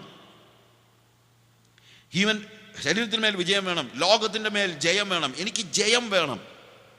കർത്താവ് പറഞ്ഞു, സകലത്തെയും അവൻ്റെ കാൽ കീഴാക്കിയിരിക്കുന്നു. എനിക്കിതിൻ്റെ ഒന്നും പുറകെ പോകേണ്ട കാര്യമില്ല. ലോകത്തിന് എൻ്റെ നേരെ നിന്ന് സംസാരിക്കാൻ അധികാരമില്ല. എനിക്ക് അധികാരം കർത്താവ് തന്നിട്ടുണ്ട് ലോകത്തെ കാലിൻ്റെ കീഴിട്ട് ചവിട്ടാനായിട്ട്. ഇപ്പം പക്ഷെ എന്താ സംഭവിക്കുന്നത്? ലോകം നമ്മളെ കാലിൻ്റെ കീഴിട്ട് ചവിട്ടുകയാണ്. പ്രിയമുള്ളവരെ, വേദനയോടെ ഞാൻ പറയട്ടെ, നമ്മുടെ ജീവിതത്തിൽ ലോകത്തെ പുറത്താക്കാനുള്ള വലിയ ഒരു അഭിവാഞ്ച നമുക്ക് ആവശ്യമുണ്ട്. അത് നിങ്ങൾക്ക് കഴിയത്. ബ്രദറെ, 21-ാം നൂറ്റാണ്ടിലല്ലേ? ഞാൻ കഴിഞ്ഞ ദിവസം റിച്ചർഡ് ഡോട്ട് TV എന്ന് പറഞ്ഞൊരു ദൈവദാസൻ്റെ ഒരു ടെഡ്, അയാളുടെ ഒരു ടി വി അല്ല, അത് ശരിക്കും പറഞ്ഞു കഴിഞ്ഞാൽ ഒരു പ്രത്യേക സൈറ്റാണ്. ഇതുപോലെ ഓരോരുത്തർ കാണിക്കുന്ന എല്ലാ, അതൊരു നല്ല ഒരു വെബ്സൈറ്റാണ്, റിച്ചർഡ് ഡോട്ട് TV എന്ന് പറഞ്ഞുകൊണ്ട്. അതിനകത്ത് ദുരുപദേശങ്ങളെയൊക്കെ എതിർക്കുന്നതായ ഒത്തിരി ഭാഗങ്ങളുണ്ട്. ഈ ഞാൻ രാവിലെ പറഞ്ഞ ജോയൽ ഓസ്റ്റിൻ്റെ എന്തെങ്കിലും പ്രത്യേകിച്ച് ആത്മീകരായ ആളുകൾ ഏതെങ്കിലും രീതിയിൽ ഒരു പാളിച്ച വന്നു കഴിഞ്ഞാൽ അവരെ മനസ്സിലാക്കത്തക്ക രീതിയിലുള്ള ഒരു TV ആണ്. അല്പം സറ്റയറിക്കാണ്, അതിനകത്ത് എനിക്ക് അത്ര ഇഷ്ടമില്ല അങ്ങനെ. പക്ഷേ എന്ത് ചെയ്യാനാ, കാര്യങ്ങൾ മനസ്സിലാക്കാനായിട്ട് അയാൾ ഒത്തിരി സറ്റയറിക്കാണല്ലോ പറയുന്നത്. പക്ഷേ അതിൻ്റെ കൂട്ടത്തിൽ ചില സമയത്തൊക്കെ ഉണ്ടല്ലോ വളരെ, അതിനകത്തുനിന്നാണ് ഞാൻ ഈവൻ പോൾ വാഷറിൻ്റെ ഒക്കെ നമ്മൾ കണ്ടതെല്ലാം. അത് അയാൾ ചില സമയത്ത് ചില ആളുകൾ BBC-യിലും മറ്റുള്ള TV-യിലുമൊക്കെ വരുന്ന ഇൻ്റർവ്യൂവിൽ പറയുന്ന ആത്മീക കാര്യങ്ങൾ എടുത്തു പറയുന്നുണ്ട്. അതിനകത്ത് ഒരു കപ്പിൾ എന്ന് പറഞ്ഞു കഴിഞ്ഞാൽ very old couple, may be in there 70s, അവർ ജീവിക്കുന്നത് ഒരു ചെറിയ റിസോർട്ട് നടത്തിയിട്ടാണ്. അതാണ് അവരുടെ ഈ വരുമാന മാർഗം എന്ന് പറയുന്നത്. വേറെ ഒരു വരുമാനവും അവർക്കില്ല. അതുകൊണ്ട് ഒരു ചെറിയ റിസോർട്ട് നടത്തുകയാണ്, ഒരു ടൂറിസ്റ്റ് പ്ലേസിൽ ഒരു റിസോർട്ട്. അത് ഒരു ഹെറിറ്റേജ് റിസോർട്ടാണ്. പക്ഷേ പ്രത്യേകത എന്താണെന്ന് ചോദിച്ചു കഴിഞ്ഞാൽ, ആ റിസോർട്ടിൽ, അമേരിക്കയിലെ കാര്യം ഞാൻ പറയുന്നത്, അമേരിക്കയിലെ യൂറോപ്പിലാണ്, ആ വെസ്റ്റേൺ കൺട്രി എന്ന് പറയുന്നത്, ആ റിസോർട്ടിൽ അവർക്കൊരു നിയമമുണ്ട്. If you are not married you cannot have a room here. വിവാഹിതരല്ലാത്ത ആളുകൾക്ക് അവർ മുറി കൊടുക്കത്തില്ല. ടൂറിസ്റ്റ് പ്ലേസിൽ ആരാ കല്യാണം കഴിച്ചവർ പോകുന്നത്? അതുകൊണ്ട് എന്താ, അവരുടെ ബിസിനസ് ഇങ്ങനെ എന്തുവാ, മിക്കപ്പോഴും അവിടെ എന്തില്ല, ആളില്ല. കാര്യം അതവർ ഭയങ്കര സ്ട്രിക്റ്റാണ്. എന്നിട്ട് CNN ആണെന്ന് തോന്നുന്നു, അതിനകത്ത് ഇൻ്റർവ്യൂ ചെയ്യുമ്പോഴത്തേക്ക് ഒരു ടെഡിൻ്റെ അല്ല, വേറൊരാൾ ഇൻ്റർവ്യൂ ചെയ്യുന്ന അയാൾ എടുത്തിട്ടതാണ്. അവരോട് ചോദിക്കുന്നു, why you are so rigid in that? ഇതെന്ത് നിങ്ങൾ ഇത്ര സ്ട്രിക്റ്റ് റിജിഡ് ആകുന്നത്, നിങ്ങളിങ്ങനെ ഇത്ര ബാലിശമായി ചിന്തിക്കുന്നത്? ആ സ്ത്രീ പറഞ്ഞത്, ഞങ്ങൾ ബാലിശമായിട്ടൊന്നും ചിന്തിക്കുകയൊന്നുമല്ല, ഞങ്ങൾ വേദപുസ്തകത്തിൻ്റെ നിയമമാണ് ഞങ്ങളുടെ നിയമം. We follow the biblical principles. We cannot give away the biblical principles for our business. ഞങ്ങളുടെ ബിസിനസ്സിന് വേണ്ടി വേദപുസ്തകത്തിൻ്റെ നിയമങ്ങളെ അല്ലെങ്കിൽ വേദപുസ്തകത്തിൻ്റെ തത്വങ്ങളെ ബലി കഴിക്കാൻ ഞങ്ങൾ തയ്യാറല്ല. അതെന്തോ വേദപുസ്തകത്തിന് ഇത്ര പ്രശ്നമെന്ന്? അത് നിങ്ങളല്ലല്ലോ ചെയ്യുന്നത്, അവർ വന്നേച്ച് പോകുന്നത്, നിങ്ങൾ എന്തിനാണ് തിരക്കുന്നത്? എന്ന് പറഞ്ഞ് ഞങ്ങൾക്ക് അങ്ങനെ പറ്റുള്ളൂ, ഞങ്ങൾക്ക് വേറെ ഒന്നും ചെയ്യാൻ കഴിയില്ല. Because Jesus is our God and we do not want to make him unpleased. ഞങ്ങൾക്ക് അവനെ എന്താണ്, അവന് പ്ലീസിങ് അല്ലാത്ത ഒരു കാര്യം ഞങ്ങൾക്ക് ചെയ്യാൻ കഴിയില്ല. അത് ഈ ഒരു പെങ്കൊച്ചുണ്ട്, അവൾ ചോദിക്കുന്നത്, do you believe that in 2013 it is possible? ഈ 2013 ഇതൊക്കെ നടക്കുമെന്ന് നിങ്ങൾ ചിന്തിക്കുന്നുണ്ടോ? ആ സ്ത്രീ പറഞ്ഞു, God is the same yesterday today and for ever. കർത്താവ് ഇന്നലെയും ഇന്നും എന്നേക്കും ഒന്നുപോലെയാണ്. അവർ പറഞ്ഞു, ഞങ്ങളുടെ ബിസിനസ് ഞങ്ങൾ കോംപ്രമൈസിന് തയ്യാറല്ല. We believe that two people can stay in a room only if they are married.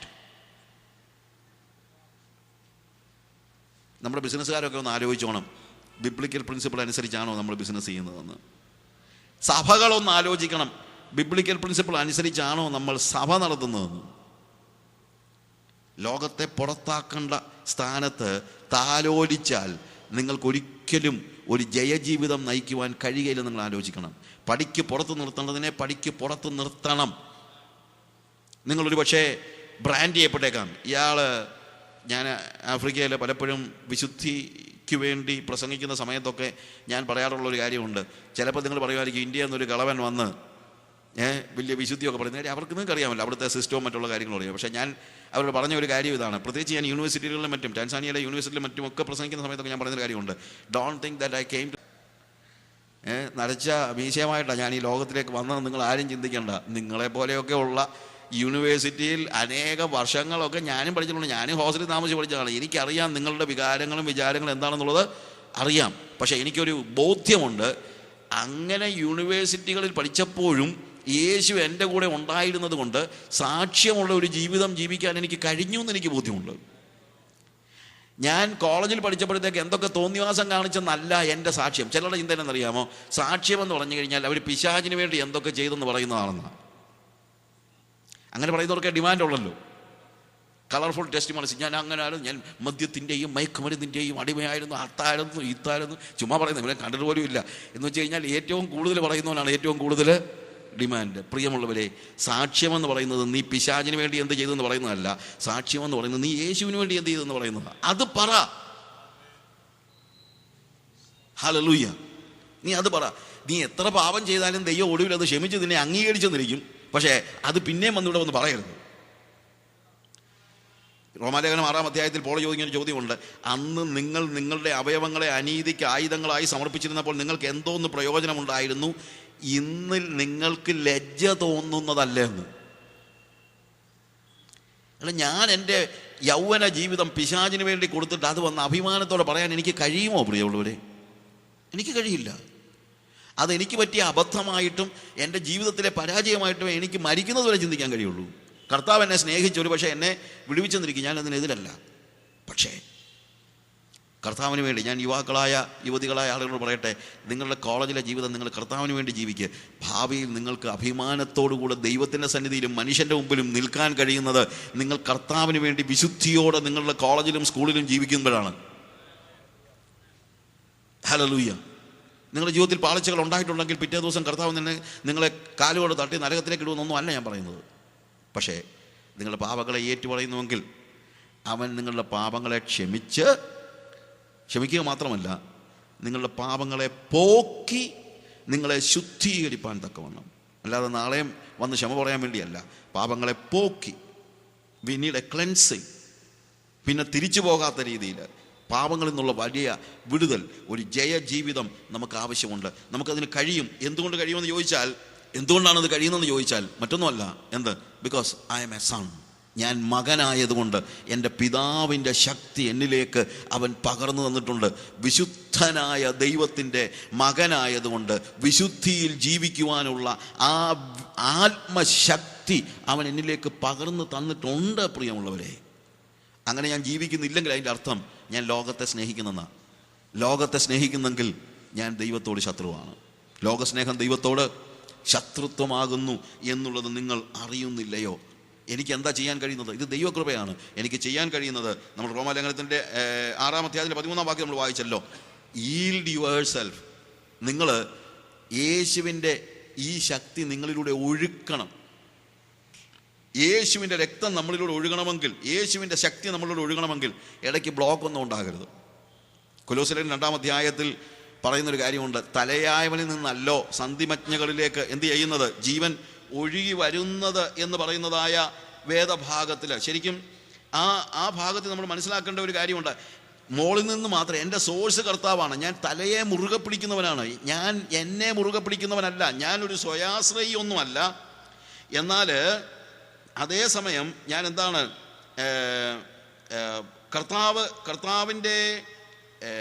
കർത്താവിൻ്റെ ആ ജീവൻ എന്നിലൂടെ ഒഴുകി വരാൻ തടസ്സമായിട്ട് എൻ്റെ ജോയിൻസിലൊന്നും കാണരുത്. നമുക്ക് ഇന്നത്തെ ഏറ്റവും വലിയ പ്രശ്നമാണ് ഈ ബ്ലോക്ക്, അല്ലേ? എന്തുകൊണ്ടാണ് ബ്ലോക്ക് ഉണ്ടാകുന്നത്? ഇടയ്ക്ക് കൊളസ്ട്രോള് അടിഞ്ഞു കിടക്കുന്നത് കൊണ്ട് പലപ്പോഴും ബ്ലോക്ക് ഉണ്ടാകുന്നു. ഹാർട്ട് ബ്ലോക്ക് ഉണ്ടാകുന്നു. ബ്ലഡ് പമ്പ് ചെയ്യാനായിട്ട് കഴിയുന്നില്ലെങ്കിൽ എന്താ മാർഗം? മുറിച്ച് കളയണം, അല്ലാതെ തോന്നുന്നു അല്ലേ? ഇടയ്ക്ക് നിങ്ങളുടെ, അതായത് തലയിൽ നിന്ന് താഴോട്ട്, തലയാരാണ്? യേശു കർത്താവാണ്. തലയായ ക്രിസ്തുവിൽ നിന്ന് താഴേക്ക് ഒഴുകി വരുന്ന അവൻ്റെ ജീവൻ എൻ്റെ ശരീരത്തിൻ്റെ അവയവങ്ങളിലേക്ക് ഇറങ്ങിപ്പോകുന്നതിന് തടസ്സമായി എൻ്റെ ജോയിൻസിൽ എവിടെയെങ്കിലും കൊളസ്ട്രോളോ അല്ലെങ്കിൽ യൂറിക് ആസിഡോ എന്തെങ്കിലും അടിഞ്ഞ് കിടക്കുന്നുണ്ടെങ്കിൽ അതിനെ പൊട്ടിച്ച് കളയണം. പക്ഷെ ഇത് ഒഴുകിയെങ്കിൽ മാത്രമേ എനിക്ക് എന്തുണ്ടാവുകയുള്ളൂ? ജീവൻ ഉണ്ടാവുകയുള്ളൂ. അതുകൊണ്ട് എനിക്ക് ചെയ്യാൻ കഴിയുന്ന ഒറ്റ കാര്യമേ ഉള്ളൂ. എന്താണ്? ഈ ഒഴുക്കിന് തടസ്സമായിട്ട് എന്നിൽ ഒന്നും ഉണ്ടാകാൻ പാടില്ല. യേശുവിൻ്റെ ജീവൻ എന്നിലേക്ക് ഒഴുകുന്നതിന് തടസ്സമായിട്ട്.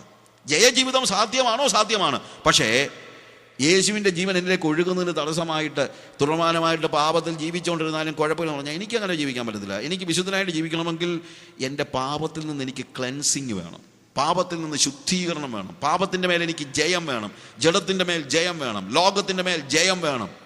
എനിക്ക് ജീവൻ എൻ്റെ കർത്താവ് വന്നതിന് വേണ്ടി നമുക്ക് ജീവൻ ഉണ്ടാകുവാനും അത് സമൃദ്ധിയായി ഉണ്ടാകുവാനുമാണ്. അത് അവൻ തലയായി ഇരുന്നു കൊണ്ട് അവൻ്റെ ശരീരത്തിൻ്റെ അവയവങ്ങളായിട്ട് നമ്മളുടെ അവയവങ്ങളിലേക്ക് ഒഴുകി വരികയാണെങ്കിൽ അതിനിടയ്ക്കുള്ള ഒരു സ്ഥലത്ത് പോലും എൻ്റെ പാപങ്ങൾ അടിഞ്ഞുകൂടി അവൻ്റെ ജീവൻ എന്നിലേക്ക് ഒഴുകുന്നതിന് തടസ്സമുണ്ടാക്കാൻ ഞാൻ സമ്മതിക്കത്തില്ല.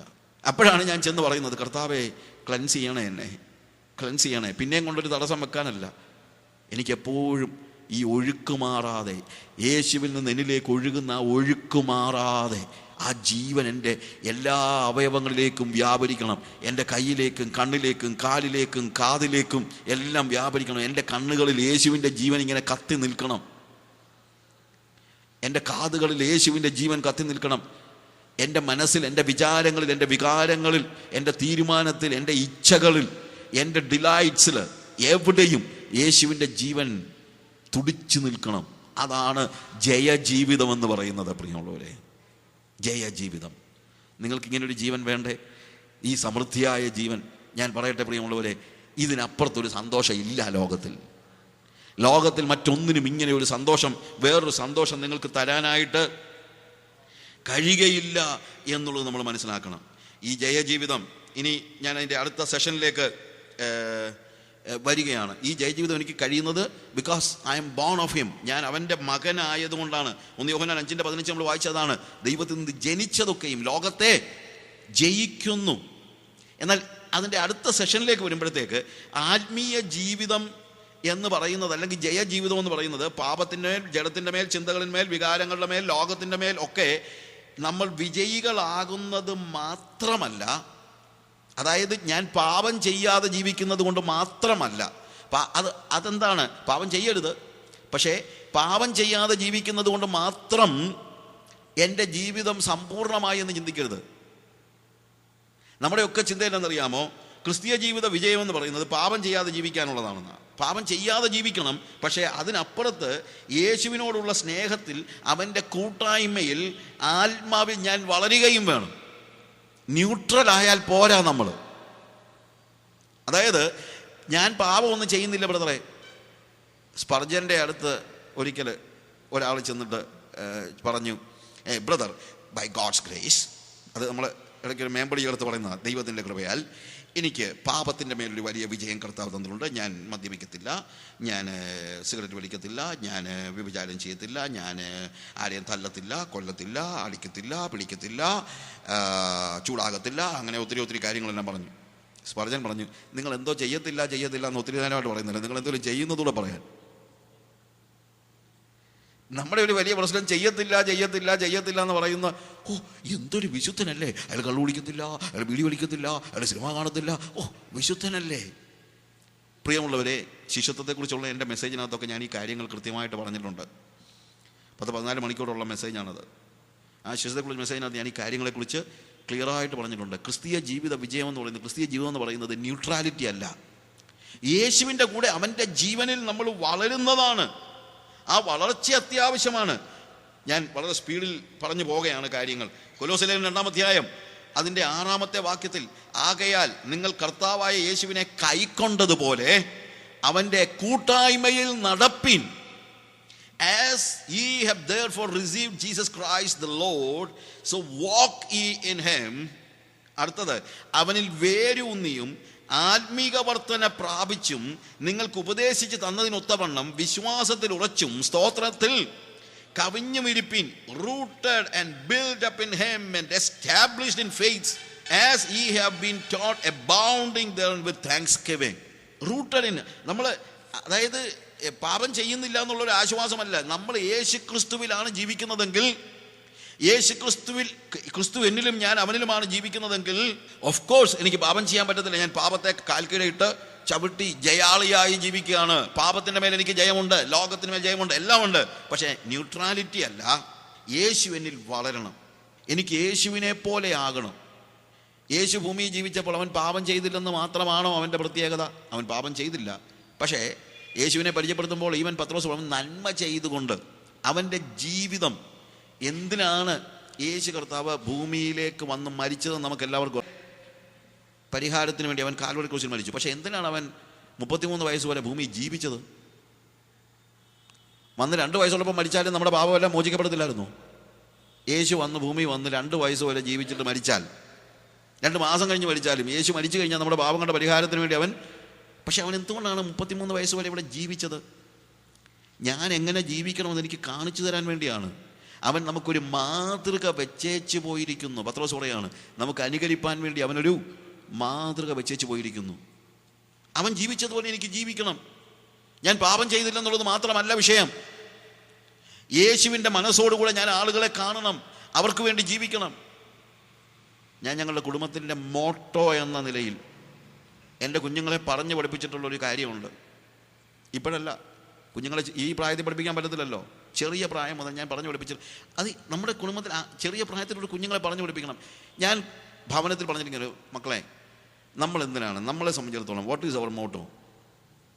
യേശുവിനെ we want to imitate Jesus, we want to live like Jesus. യേശുവിനെ പോലെ ജീവിക്കണം. എന്നിട്ട് ഞാൻ ചോദിച്ചു, എങ്ങനെയുള്ള യേശുവിനെ? എങ്ങനെയുള്ള യേശു എന്ന് ചോദിച്ചു കഴിഞ്ഞാൽ പല യേശു ഉണ്ടോ? പല യേശു ഉണ്ട് ഇപ്പോഴത്തെ സ്ഥിതിയിൽ. മറ്റൊരു യേശുവിനെ ആളുകൾ പ്രസംഗിക്കുന്നത് വേദസ്ഥല യേശു ഒന്നുമല്ല. ഞാൻ പറഞ്ഞു, ജസ്റ്റ് ലുക്ക് അറ്റ് ക്രോസ്, ക്രൂസിലേക്ക് നോക്ക്. അവിടെ കിടക്കുന്ന യേശു എങ്ങനെയുള്ള യേശുവാണ്? A man who lived for others and died for others. മറ്റുള്ളവർക്ക് വേണ്ടി ജീവിക്കുകയും മറ്റുള്ളവർക്ക് വേണ്ടി മരിക്കുകയും ചെയ്ത യേശു. എൻ്റെ യേശു അതാ. എനിക്കാകേണ്ടത് അതുപോലെയാണ്. മറ്റുള്ളവർക്ക് വേണ്ടി ജീവിക്കുകയും മറ്റുള്ളവർക്ക് വേണ്ടി മരിക്കുകയും ചെയ്യുന്നതിനോളം വലിയ ഭാഗ്യം ലോകത്തിൽ വേറെ ഒന്നുമില്ല. യേശു ഒരിക്കലും അവന് വേണ്ടി ജീവിച്ചില്ല. അവനെപ്പോഴും മറ്റുള്ളവർക്ക് വേണ്ടി ജീവിച്ചു. എനിക്ക് വേണ്ടി ജീവിക്കേണ്ട, ഞാൻ മറ്റുള്ളവർക്ക് വേണ്ടി ജീവിക്കുമ്പോൾ മാത്രമേ ഞാൻ യേശുവിനെ പ്രിയ മകൻ എന്നതുപോലെ അനുകരിക്കത്തുള്ളൂ. അവൻ്റെ സാക്രിഫൈസാണ് എൻ്റെ എല്ലായ്പ്പോഴും എൻ്റെ കൺമുമ്പിൽ വന്ന് നിൽക്കുന്ന അവൻ്റെ സാക്രിഫൈസാണ്. I want to live like Jesus. യേശുവിനെ പോലെ എനിക്ക് ജീവിക്കണം. അതിനാണ് എന്നെ ദൈവം ഭൂമിയിലാക്കിയിരിക്കുന്നത്. പാപം ചെയ്യരുത്, കാരണം യേശു പാപം ചെയ്തില്ല. എനിക്ക് യേശുവിനെ പോലെ ജീവിക്കണമെങ്കിൽ പാപം ചെയ്ത് ജീവിക്കാൻ കഴിയില്ല. So I want to live a holy life because Jesus was holy. യേശു വിശുദ്ധനായിരുന്നു. ഞാൻ വിശുദ്ധനായി ജീവിക്കാനായിട്ടാണ് കർത്താവ് എന്നെ ഭൂമിയിലാക്കിയിരിക്കുന്നത്.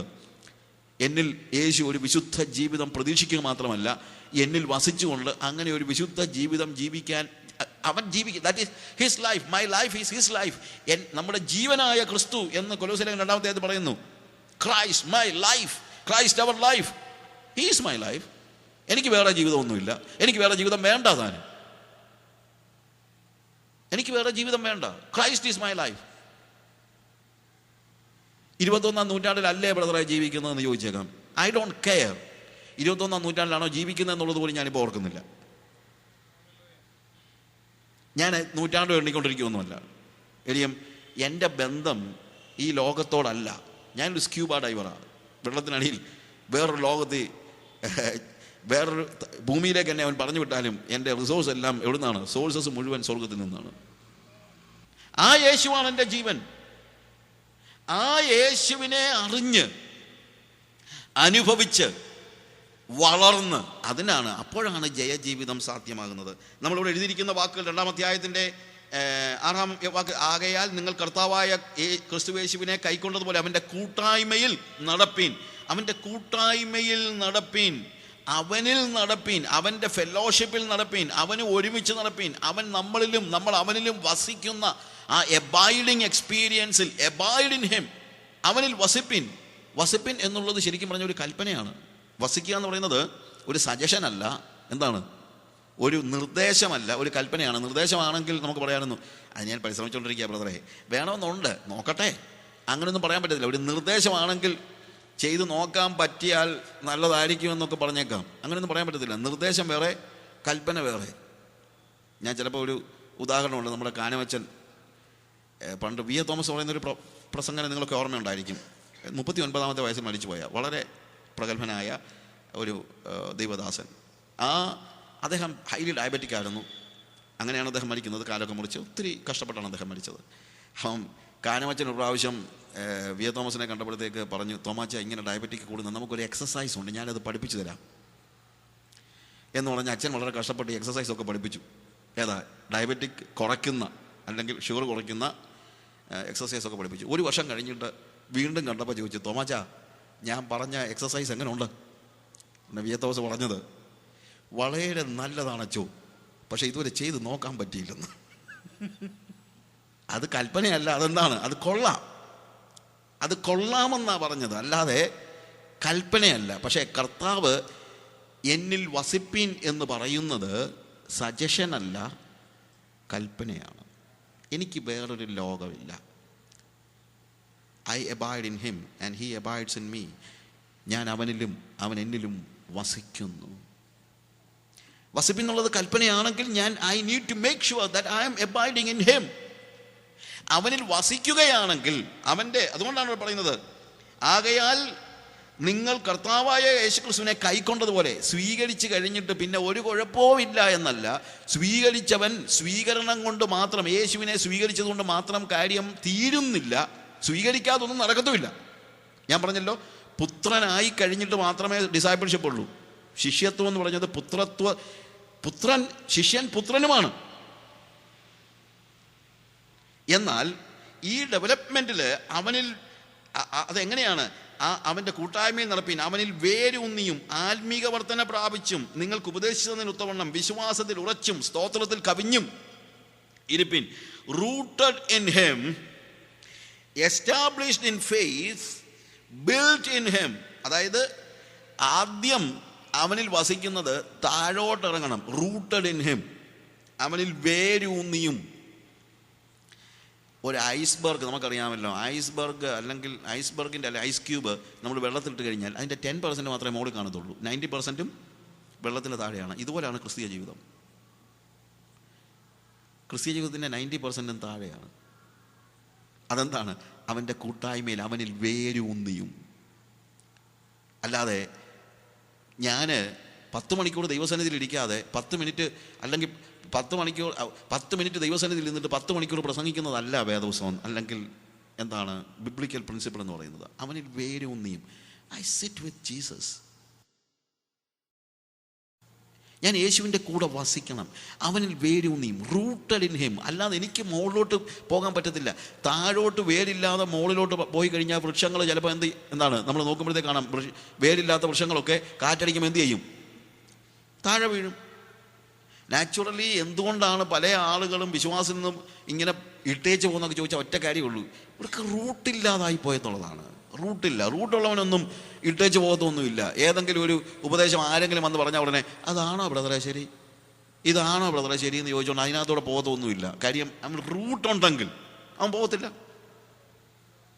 റൂട്ടഡ് ഇൻ ഹിം, താഴോട്ട് അവനിൽ വസിച്ചുകൊണ്ട് അവനുമായിട്ട് സമയം സ്പെൻഡ് ചെയ്ത്. നമ്മൾ എത്ര സമയം കർത്താവുമായിട്ട് സ്പെൻഡ് ചെയ്യുന്നുണ്ട്? ആത്മാർത്ഥമായിട്ട് പറയാം, ടെലിവിഷൻ്റെ മുമ്പിൽ സ്പെൻഡ് ചെയ്യുന്ന അത്രയും സമയമെങ്കിലും നിങ്ങൾ കർത്താവിൻ്റെ സന്നിധിയിൽ സ്പെൻഡ് ചെയ്യുന്നുണ്ടോ? ഇല്ലെങ്കിൽ നിങ്ങളുടെ ജീവിതത്തെക്കുറിച്ച് എനിക്ക് പറയാനുള്ളത് അയ്യോ കഷ്ടം എന്ന് മാത്രമാണ്. If you are not spending your time, നിങ്ങൾ ഈ ടെലിവിഷൻ എന്ന് പറയുന്ന സാധനം തല്ലിപ്പൊടിച്ച് കളഞ്ഞാൽ ഒരു കുഴപ്പമില്ല. ആ രൂപയുടെ നഷ്ടമേ ഉള്ളൂ, നിങ്ങളുടെ ആത്മാവ് രക്ഷപ്പെടും. ടെലിവിഷൻ എന്ന് പറയുന്ന ഒരു, ഞാൻ ടെലിവിഷനെ പ്രസംഗിക്കുന്ന ആളുകൾ പല ആളുകളും എൻ്റെ ടെലിവിഷൻ മെസ്സേജസ് ഹാർവസ്റ്റിലെ എല്ലാ മൺഡേ ടു ഫ്രൈഡേ എൻ്റെ മെസ്സേജസ് എല്ലാ ദിവസവും വരുന്നുണ്ട്. മൺഡേ ടു ഫ്രൈഡേ വരുന്നുണ്ട്. ഞാൻ ടെലിവിഷൻ എന്ന് പറയുന്ന ഒരു ഇതിനെ അല്ല എതിർക്കുന്നത്, എന്തുവാ അതിനെ ഒരു ടെക്നോളജി അല്ല എതിർക്കുന്നത്. പക്ഷേ ഈ ഹാർവസ്റ്റ് വരുന്ന ടെലിവിഷൻ പ്രോഗ്രാം കാണാൻ എൻ്റെ വീട്ടിൽ ടെലിവിഷൻ ഇല്ല. കാര്യം എനിക്കതിന് സ്പെൻഡ് ചെയ്യാൻ സമയമില്ല. എനിക്ക് ആ സമയം ദൈവസന്നിധിയിൽ ഇരുന്നാലേ പറ്റുള്ളൂ. ഇന്നത്തെ സഭകളിലെ, ഇന്നത്തെ വീടുകളിലൊക്കെ പരാജയത്തിൻ്റെ ഒരു പ്രധാന കാരണം ആകെപ്പാടെ കമ്മ്യൂണിക്കേറ്റ് ചെയ്യുന്നത് ടെലിവിഷനുമായിട്ടാണ്. ഭാര്യയും ഭർത്താവും തമ്മിൽ പോലും വർത്തമാനം പറയത്തില്ലല്ലോ, അതിന് സമയമില്ലല്ലോ. പണ്ടൊക്കെ മക്കളും അപ്പനും എല്ലാം കൂടെ ഒരുമിച്ചിരുന്ന് ഒരു ഭക്ഷണമേശയുടെ ചുറ്റുമിരുന്ന് ഭക്ഷിക്കുകയും അതിനു മുമ്പ് പാട്ടുപാടി പ്രാർത്ഥിക്കുകയൊക്കെ ചെയ്യുകയാണ്. ഇന്ന് എവിടെയായതൊക്കെ? ഈ സമയം മുഴുവൻ ആരപഹരിച്ചു കളഞ്ഞു?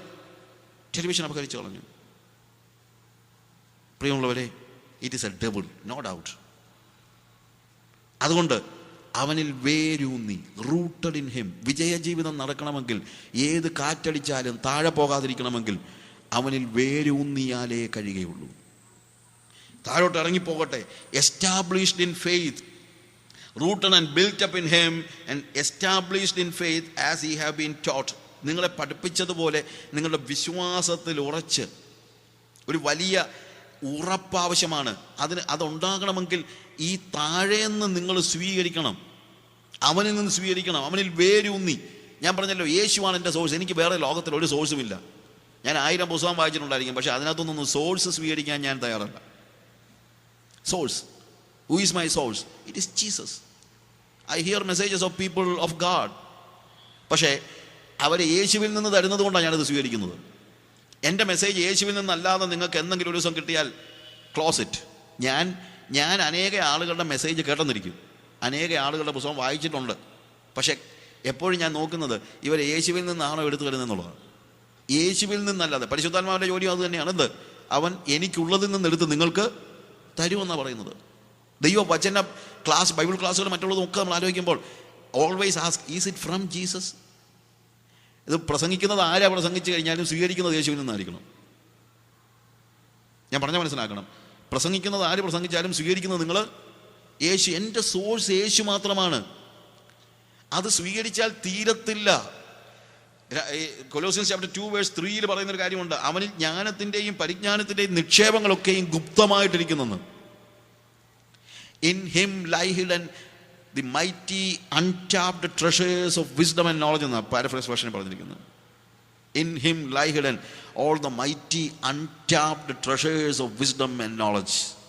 അൺടാപ്ഡ് എന്ന് വെച്ച് കഴിഞ്ഞാൽ ഇതുവരെ ടാപ്പ് ചെയ്തിട്ടില്ലാത്ത അത്രയും നോളജ് അവനിൽ ഗുപ്തമായിട്ടിരിക്കുന്നു, ആരും കണ്ടിട്ട് പോലുമില്ല. ഞാൻ 39 വർഷമായിട്ട് വേദോസം, it's my 40th year, I am familiar with my Bible. പക്ഷേ ഇന്ന് രാവിലെ വേദോസം വായിക്കുമ്പോഴും ഞാൻ മനസ്സിലാക്കുന്നൊരു കാര്യമുണ്ട്, എൻ്റെ ദൈവം ഇത്രയും കാലം എന്തോ പഠിച്ചത്. It was just like scratching the outer skin. And when I look inside, അവനിൽ മറഞ്ഞിരിക്കുന്ന നിക്ഷേപങ്ങൾ, ഗുപ്തമായ നിക്ഷേപങ്ങളെ കാണുമ്പോൾ എത്ര അത്ഭുതമാണ്. ഞാൻ എന്തറിഞ്ഞു, ഇനി എന്തറിയാനിരിക്കുന്നു? അവനിൽ ജ്ഞാനത്തിൻ്റെയും പരിജ്ഞാനത്തിൻ്റെയും നിക്ഷേപങ്ങൾ ഗുപ്തമായിരിക്കുന്നു. വായിച്ചിട്ടുണ്ടോ? കണ്ടിട്ടുണ്ടോ? അറിഞ്ഞിട്ടുണ്ടോ? എടുത്തിട്ടുണ്ടോ? നിങ്ങൾ എന്നോടും നിങ്ങളോടും ഒരുമിച്ചാണ് ചോദിക്കുന്നത്. ഞാൻ ആരും മോളിൽ നിന്ന് താഴോട്ട് പ്രസംഗിക്കാനുള്ള ആളല്ല. ഞാൻ അങ്ങനെയല്ല. I'm not saying that I'm somebody and you are lower, nothing. ഞാൻ വേദന കൊണ്ട് പറയുകയാണ്, നമുക്കൊക്കെ ഇന്ന് സഭകളിൽ അവനിൽ മറഞ്ഞിരിക്കുന്ന നിക്ഷേപങ്ങൾ, ഗുപ്തമായ നിക്ഷേപങ്ങൾ പകർന്നു കൊടുക്കുവാൻ ദൈവം നമ്മളെ വിളിച്ചിരിക്കുകയാണ്. അത് നമ്മൾ സ്വീകരിക്കണം. It is only the outer skin. We have scratched only the outer skin. The mighty untapped treasures of wisdom and knowledge. പ്രിയമുള്ളവരെ, അവിടെയാണ് എൻ്റെ റൂട്ട്. അതാണ് എൻ്റെ റൂട്ട്. ആ റൂട്ടിൽ നിന്നാണ് ഞാൻ ജീവൻ പ്രാപിക്കുന്നത്. 2-ാം അധ്യായത്തിൻ്റെ 2-ാം വാക്യം, കൊലോസ്യർ 2-ാം അധ്യായത്തിൻ്റെ 2-ാം വാക്യത്തിൽ, അവൻ ക്രിസ്തുവെന്ന ദൈവമർമ്മത്തിൻ്റെ പരിജ്ഞാനവും വിവേകപൂർണതയുടെ സമ്പത്തും പ്രാപിപ്പാൻ തക്കവണ്ണം സ്നേഹത്തിൽ ഏകീഭവിച്ചിട്ട് ഹൃദയങ്ങൾക്ക് ആശ്വാസം ലഭിക്കണമെന്ന് വെച്ച് ഞാൻ എത്ര വലിയ പോരാട്ടം കഴിക്കുന്നു എന്ന് നിങ്ങൾ അറിയുവാൻ ഞാൻ ഇച്ഛിക്കുന്നു.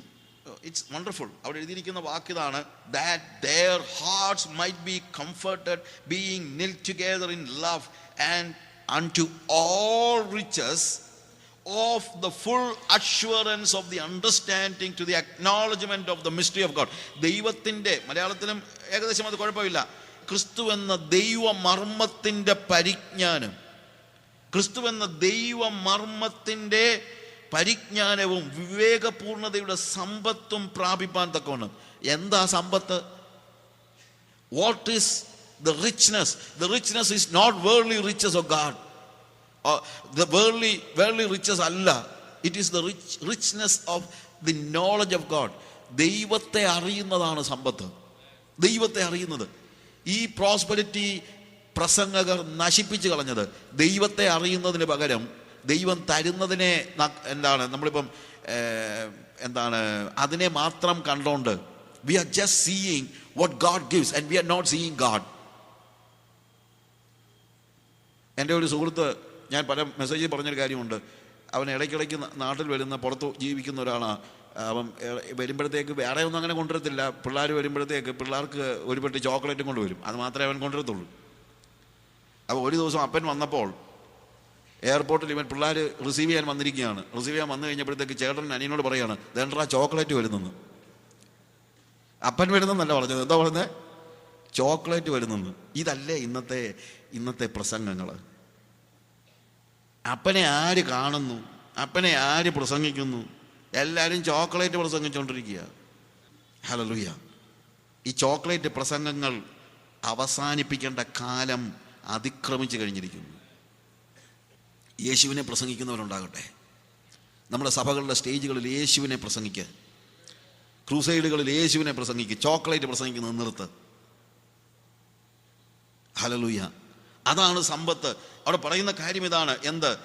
അവർ ക്രിസ്തുവെന്ന ദൈവമർമ്മത്തിൻ്റെ പരിജ്ഞാനവും വിവേകപൂർണ്ണതയുടെ സമ്പത്തും പ്രാപിപ്പാൻ തക്കവണ്ണ സ്നേഹത്തിലേക്ക്. എനിക്ക് വേദപുസ്തകത്തിലെ ഒരു വാക്യം പറയാൻ തുടങ്ങി ഞാൻ ചിലപ്പോൾ ആലോചിച്ചിട്ടുണ്ട്. എന്ത് ഒരു വാക്യം നമ്മൾ ശരിക്ക്, അതുകൊണ്ടാണ് ഞാൻ പറഞ്ഞത് നിക്ഷേപങ്ങളൊക്കെ ഗുപ്തമായിരിക്കുന്നു എന്ന് പറയുന്നതിൻ്റെ കാര്യം ഇതാണ്. If you truly read one verse from the Bible, maybe it is not just hours and hours. അതാണ് ഗുപ്തമായ, അതായത് സംതിങ് ലൈക്ക് യുനോ, ഈ ചില പുറത്തൊക്കെ ചില പില്ലോ വാങ്ങിക്കാൻ കിട്ടും, കണ്ടു കഴിഞ്ഞാൽ ഒരു ചെറിയ ഇതായിരിക്കും, ഇറ്റ് ഇസ് വെരി സ്മോൾ. പക്ഷേ എന്താണ്, നമ്മൾ അതിൻ്റെ കവർ പൊട്ടിച്ച് കഴിയുമ്പോഴത്തേക്ക് ഭൂം എന്ന് പറഞ്ഞ് ഇറ്റ്സ് വെരി ബിഗ്. ഇതുപോലെയാണ് കണ്ട വെറും സ്മോൾ വേർഡ്സ് ആയിരിക്കും വേദപുസ്തകത്തിലെ. പക്ഷേ പരിശുദ്ധാത്മാവ് അതൊന്ന് വിടർത്തി തരുമ്പോൾ നമ്മുടെ വീട് നിറയ്ക്കുന്നതായി തീരും. ഈ വാക്യം ഞാൻ പറയണമെങ്കിൽ എനിക്കറിയില്ല, എനിക്ക് തൃശ്ശൂരിൽ നിന്ന് പോകാൻ പറ്റില്ല ഈ വാക്യം നമ്മളൊന്ന് എക്സ്പ്ലെയിൻ ചെയ്യാൻ. പിന്നെ അങ്ങനെ എക്സ്പ്ലെയിൻ ചെയ്തിട്ട് കാര്യവുമില്ല. ഇതൊക്കെ ഓരോരുത്തരും തിരിച്ചറിയേണ്ടതാണ്. ദൈവത്തിൻ്റെ പരിശുദ്ധാത്മാവ് നിങ്ങൾക്ക് ബോധ്യപ്പെടുത്തും. നമ്മൾക്ക് വേണ്ടി ദൈവം ഒരുക്കിയിരിക്കുന്ന ഈ സമ്പത്ത്, അതാണ് അവിടെ പറയുന്നത്. ഈ സമ്പത്തും പ്രാപിപ്പാൻ തക്കവണ്ണം സ്നേഹത്തിൽ ഏകീഭവിച്ചിട്ട് ഹൃദയങ്ങൾക്ക് ആശ്വാസം ലഭിക്കണമെന്ന് വെച്ച് ഞാൻ എത്ര വലിയ പോരാട്ടം കഴിക്കുന്നു നിങ്ങൾ അറിയണം. എത്ര വലിയ അതായത് ഒരു പോൾ പറയാണ്, എനിക്ക് ഭയങ്കര ഒരു സ്ട്രഗിൾ ഉണ്ട്, ഞാൻ കർത്താവിനോട് പ്രാർത്ഥിച്ചുകൊണ്ടിരിക്കുക, നിങ്ങൾ ഇതൊന്ന് അറിയട്ടെ. കാര്യം ഇത് പൗലോസ് അറിഞ്ഞു. പൗലോസ് അറിഞ്ഞു കഴിഞ്ഞുകൊണ്ടാണ് മറ്റുള്ളവരെ കൂടെ ഇത് അറിയിക്കണമെന്ന്. അത് അറിഞ്ഞവൻ മാത്രം അറിയിക്കണമെന്ന് തോന്നുള്ളൂ, അത് അറിയാത്തവന് ഒരു പ്രശ്നമില്ല. പൗലോസ് ഈ ദൈവ മർമ്മത്തിൻ്റെ പരിജ്ഞാനം അറിഞ്ഞു കഴിഞ്ഞപ്പോൾ, എൻ്റെ ദൈവമേ, ഈ എൻ്റെ സഹോദരങ്ങളെ കൂടെ ഒന്ന് അറിയിക്കണേ കർത്താവേ, ഭയങ്കര പ്രാർത്ഥനയാണ്. അത് അറിയിക്കണമെന്ന് പറയാൻ ഇത്രയും പോരാട്ടം കഴിയണമെങ്കിൽ, അറിയണമെങ്കിൽ എത്ര പോരാട്ടം കഴിക്കണം. ആ സമ്പത്തിന് വേണ്ടിയാണ് നിങ്ങൾ നടക്കേണ്ടത് പ്രിയമുള്ളവർ, അല്ലാതെ ബാക്കിയുള്ള സമ്പത്തിന് വേണ്ടിയൊന്നുമല്ല. ആ സമ്പത്ത്, എന്ത് സമ്പത്ത്? ക്രിസ്തു എന്ന ദൈവമർമ്മത്തിൻ്റെ പരിജ്ഞാനം പ്രാപിക്കാനായിട്ട്. ഫിലിപ്പിയ ലേഖനം അതിൻ്റെ 3-ാം അധ്യായം 7 മുതലുള്ള വാക്യങ്ങൾ ഞാൻ വായിക്കുന്നതേ ഉള്ളൂ. ഇനിയുള്ള കാര്യങ്ങളൊക്കെ വായിക്കാൻ മാത്രമേ നമുക്ക് സമയമുള്ളൂ. പോൾ ഇതിനെക്കുറിച്ച് പറയുന്ന ഭാഗമാണ്. എങ്കിലും എനിക്ക് ലാഭമായിരുന്നതൊക്കെയും ഞാൻ ക്രിസ്തു നിമിത്തം ഛേദമെന്നെണ്ണുന്നു. അത്രയുമല്ല, എൻ്റെ കർത്താവായ യേശു ക്രിസ്തുവിനെക്കുറിച്ചുള്ള പരിജ്ഞാനത്തിൻ്റെ ശ്രേഷ്ഠത നിമിത്തം ഞാൻ ഇപ്പോഴും എല്ലാം ഛേദമെന്ന് എണ്ണുന്നു. ഇറങ്ങിയപ്പം ഛേദമെന്ന് എണ്ണി ഇറങ്ങി, പക്ഷേ യേശുവിനെ അറിയാൻ തുടങ്ങിയപ്പോൾ ഇപ്പോഴും ഛേദമെന്ന് എണ്ണുന്നു. ഞാൻ ഇറങ്ങിയപ്പോൾ ഛേദമെന്ന് പറഞ്ഞ് ഇറങ്ങിയതാ, ഇപ്പോഴും ഛേദമെന്ന് തന്നെ എണ്ണുന്ന. കാര്യം എനിക്ക് യേശുവിനെ അങ്ങ് സുഖിച്ചു പോയി. എനിക്കിനി ഇതൊന്നും വേണ്ട, എനിക്ക് ഭൂമിയിലെ ഒരു സാധനവും വേണ്ട, ഒരു കാര്യമാണ്, എനിക്ക് മോഹങ്ങളൊന്നും ബാക്കിയില്ല. എന്തോന്ന് കാര്യം, ഞാൻ സ്വർഗത്തിൻ്റെ പൗരനാണ്, എനിക്ക് എന്തിനാ ഈ ലോകത്തിൻ്റെ കാര്യങ്ങൾ? എന്തുകൊണ്ടാണ്? യേശുവിനെ കണ്ടിട്ടില്ലാത്തവൻ ഇതിൻ്റെ എല്ലാം പുറകെ പോകും. യേശുവിനെ കണ്ടിട്ടില്ലാത്തവനാണ് പണം വേണ്ടത്, യേശുവിനെ കണ്ടിട്ടില്ലാത്തവനാണ് കസേര വേണ്ടത്, യേശുവിനെ കണ്ടിട്ടില്ലാത്തവനാണ് പദവികൾ വേണ്ടത്, യേശുവിനെ കണ്ടിട്ടില്ലാത്തവനാണ് സ്വത്ത് വേണ്ടത്. യേശുവിൻ്റെ പരിജ്ഞാനം പ്രാപിച്ചുകൊണ്ട് ഇതിൻ്റെ ഒന്നിൻ്റെയും പുറകെ പോകത്തില്ല, യാതൊന്നിൻ്റെയും പുറകെ പോകത്തില്ല. യേശുവിനെ കണ്ടിട്ടുള്ളവൻ കസേര കളിക്കാൻ പോകത്തില്ല പ്രിയമുള്ളവരെ, അതിന് യാതൊരു സംശയമില്ല. യേശുവിനെ കണ്ടിട്ടില്ലാത്തവനേ പോകത്തുള്ളൂ. യേശുവിനെ കണ്ടിട്ടില്ലാത്തവനാണ് കാശ് ഗ്രാബ് ചെയ്യാൻ നടക്കുന്നത്, അല്ലാത്തവൻ അതിൻ്റെ പുറകെ പോകത്തില്ല. യേശുവിനെ കണ്ടില്ലാത്തവനാണ് ഇതുപോലെയുള്ള ഓരോ ഭൂമിയിലെ എന്ത് സുഖങ്ങളുടെ പുറകെ പോകുന്നത്. യേശുവിനെ കണ്ടിട്ടില്ല, അവന് സുഖം, ആ സുഖം അറിഞ്ഞിട്ടില്ല. കൊച്ചുകുഞ്ഞ് ചോദിച്ച് പാടിയ പാട്ട് ആത്മസുഖം, ഞാൻ ആ ദിവസം പാടിയല്ലോ, ആത്മസുഖം പോലെ ഏതു സുഖം പാലിൽ, പരമാത്മസുഖം പോലെ ഏതു സുഖം പാലിൽ. അതൊക്കെ അറിഞ്ഞവന് മാത്രമേ പാടാൻ പറ്റുള്ളൂ. ആത്മസുഖം പോലെ. പോൾ പറയാ, ഞാൻ ഇറങ്ങിയപ്പോൾ എല്ലാം കളഞ്ഞാ ഇറങ്ങിയത്, അതിനുശേഷം ഇന്ന് വരെ കളഞ്ഞതിനെക്കുറിച്ചൊന്നും ഞാൻ ആലോചിച്ചിട്ടില്ല. ക്രിസ്തുയേശുവിനെ കുറിച്ചുള്ള പരിജ്ഞാനത്തിൻ്റെ ശ്രേഷ്ഠത നിമിത്തം ഞാൻ ഇപ്പോഴും എല്ലാം ഛേദമെന്നെണ്ണുന്നു. ഞാൻ ക്രിസ്തുവിനെ നേടേണ്ടതിനും വേറെ ഒന്നും എനിക്ക് വേണ്ട, എനിക്ക് ആ യേശു മതി. ഞാൻ യേശുവിനാൽ മത്ത് പിടിച്ചിരിക്കുകയാണ്, എനിക്ക് വേറെ ഒന്നും വേണ്ട. ഞാൻ ക്രിസ്തുവിനെ നേടേണ്ടതിനും ന്യായപ്രമാണത്തിൽ നിന്നുള്ള എൻ്റെ സ്വന്തം നീതിയല്ല, ക്രിസ്തുവിനുള്ള വിശ്വാസം മൂലം ദൈവം വിശ്വസിക്കുന്നവർക്ക് നൽകുന്ന നീതി തന്നെ ലഭിച്ച് അവനിലിരിക്കേണ്ടതിനും അവൻ്റെ മരണത്തോട് അനുരൂപപ്പെട്ടിട്ട് അവനെയും അവൻ്റെ പുനരുത്ഥാനത്തിൻ്റെ ശക്തിയെയും അവൻ്റെ കഷ്ടാനുഭവങ്ങളുടെ കൂട്ടായ്മയെയും അനുഭവിച്ചറിയേണ്ടതിനും ഇങ്ങനെ വല്ല വിധേനയും മരിച്ചവരുടെ ഇടയിൽ നിന്നുള്ള പുനരുത്ഥാനം പ്രാപിക്കണമെന്ന് വെച്ച് അവൻ്റെ നിമിത്തം എല്ലാം ഉപേക്ഷിച്ച് ചവറെന്നുണ്ണുന്നു. ന്യായപ്രമാണത്തെ അനുസരിച്ച് നടക്കാൻ എനിക്ക് അതിനുള്ള ശക്തിയില്ലായിരുന്നു. പക്ഷേ ഇപ്പോൾ ദൈവത്തിൻ്റെ നീതി കൊണ്ട് അവൻ എൻ്റെ പാപങ്ങളെ ക്ഷമിച്ചു തന്നു. ക്ഷമിച്ചത് തന്നെയല്ല, ഇപ്പോഴെന്താണ്, ഞാൻ അവൻ്റെ പരിജ്ഞാനത്തിൽ വളരുന്നത് കൊണ്ട് ക്രിസ്തുവിനുള്ള വിശ്വാസം മൂലം ദൈവം വിശ്വസിക്കുന്ന നീതി തന്നെ ലഭിച്ചിട്ട് ഞാൻ അതും കൊണ്ടങ്ങ് പോവുകയല്ല, നീതിയും കൊണ്ട് പോവുകയല്ല, അവനിൽ ഇരിക്കേണ്ടതിനും. ഇപ്പം ഞാൻ സ്ട്രഗിൾ ചെയ്യാന്ന് പറഞ്ഞു കഴിഞ്ഞാൽ പ്രയാസപ്പെടുന്നതല്ല, ഞാൻ ഉറപ്പാക്കുന്ന ഒരു കാര്യം. അതാണ് സ്ട്രഗിൾ എന്നുള്ള വാക്ക്. ഞാൻ ഉറപ്പാക്കുകയാണ്. I make sure that I am with him, I may know him and the power of his resurrection and the fellowship of his suffering being made conformable unto his death. അവനിൽ ഇരിക്കേണ്ടതിനും ഞാൻ എപ്പോഴും തീരുമാനമെടുക്കുന്ന, എപ്പോഴും I make sure that I am with Jesus. അവനിലല്ലാതെ അപ്പുറത്തോ ഇപ്പുറത്തോ കാലെടുത്ത് വെക്കുന്നില്ല എന്നുള്ളത്. എൻ്റെ കാലുകൾ എപ്പോഴും അവൻ്റെ ചുവടുകളിൽ തന്നെയാണെന്നുള്ളത് ഞാൻ ഉറപ്പ് വരുത്തുന്നുണ്ട്. ചുമ്മാ ഞാൻ അങ്ങോട്ടും ഇങ്ങോട്ടും നോക്കിയൊന്നും നടക്കുകയല്ല. എപ്പോഴും ഞാൻ നോക്കുന്നേ ഒരു കാര്യമുള്ളൂ, എൻ്റെ ജീവിതത്തിൽ ഒരു സ്റ്റെപ്പ് വെക്കണമെങ്കിൽ ഞാൻ നോക്കുന്ന ഒരു കാര്യമുണ്ട്, ഇത് യേശു വെച്ച സ്റ്റെപ്പാണോ എന്ന്. അത് ഞാൻ നോക്കിയാലേ പറ്റുള്ളൂ. അങ്ങോട്ടും ഇങ്ങോട്ടും നോക്കിയിട്ട് അതായിരിക്കുമെന്നൊന്നും പറയാനൊന്നും ഞാനില്ല. I make sure that when I put a step forward, ഒരു കാൽച്ചുവട് മുന്നോട്ട് വെക്കുമ്പോൾ I make sure that I am putting my step in his shoes. എൻ്റെ കാലുകൾ അവൻ്റെ പാദത്തിൻ്റെ ചുവടുകളിൽ തന്നെയാണെന്നുള്ളത് ഞാൻ ഉറപ്പ് വരുത്തുന്നുണ്ട്.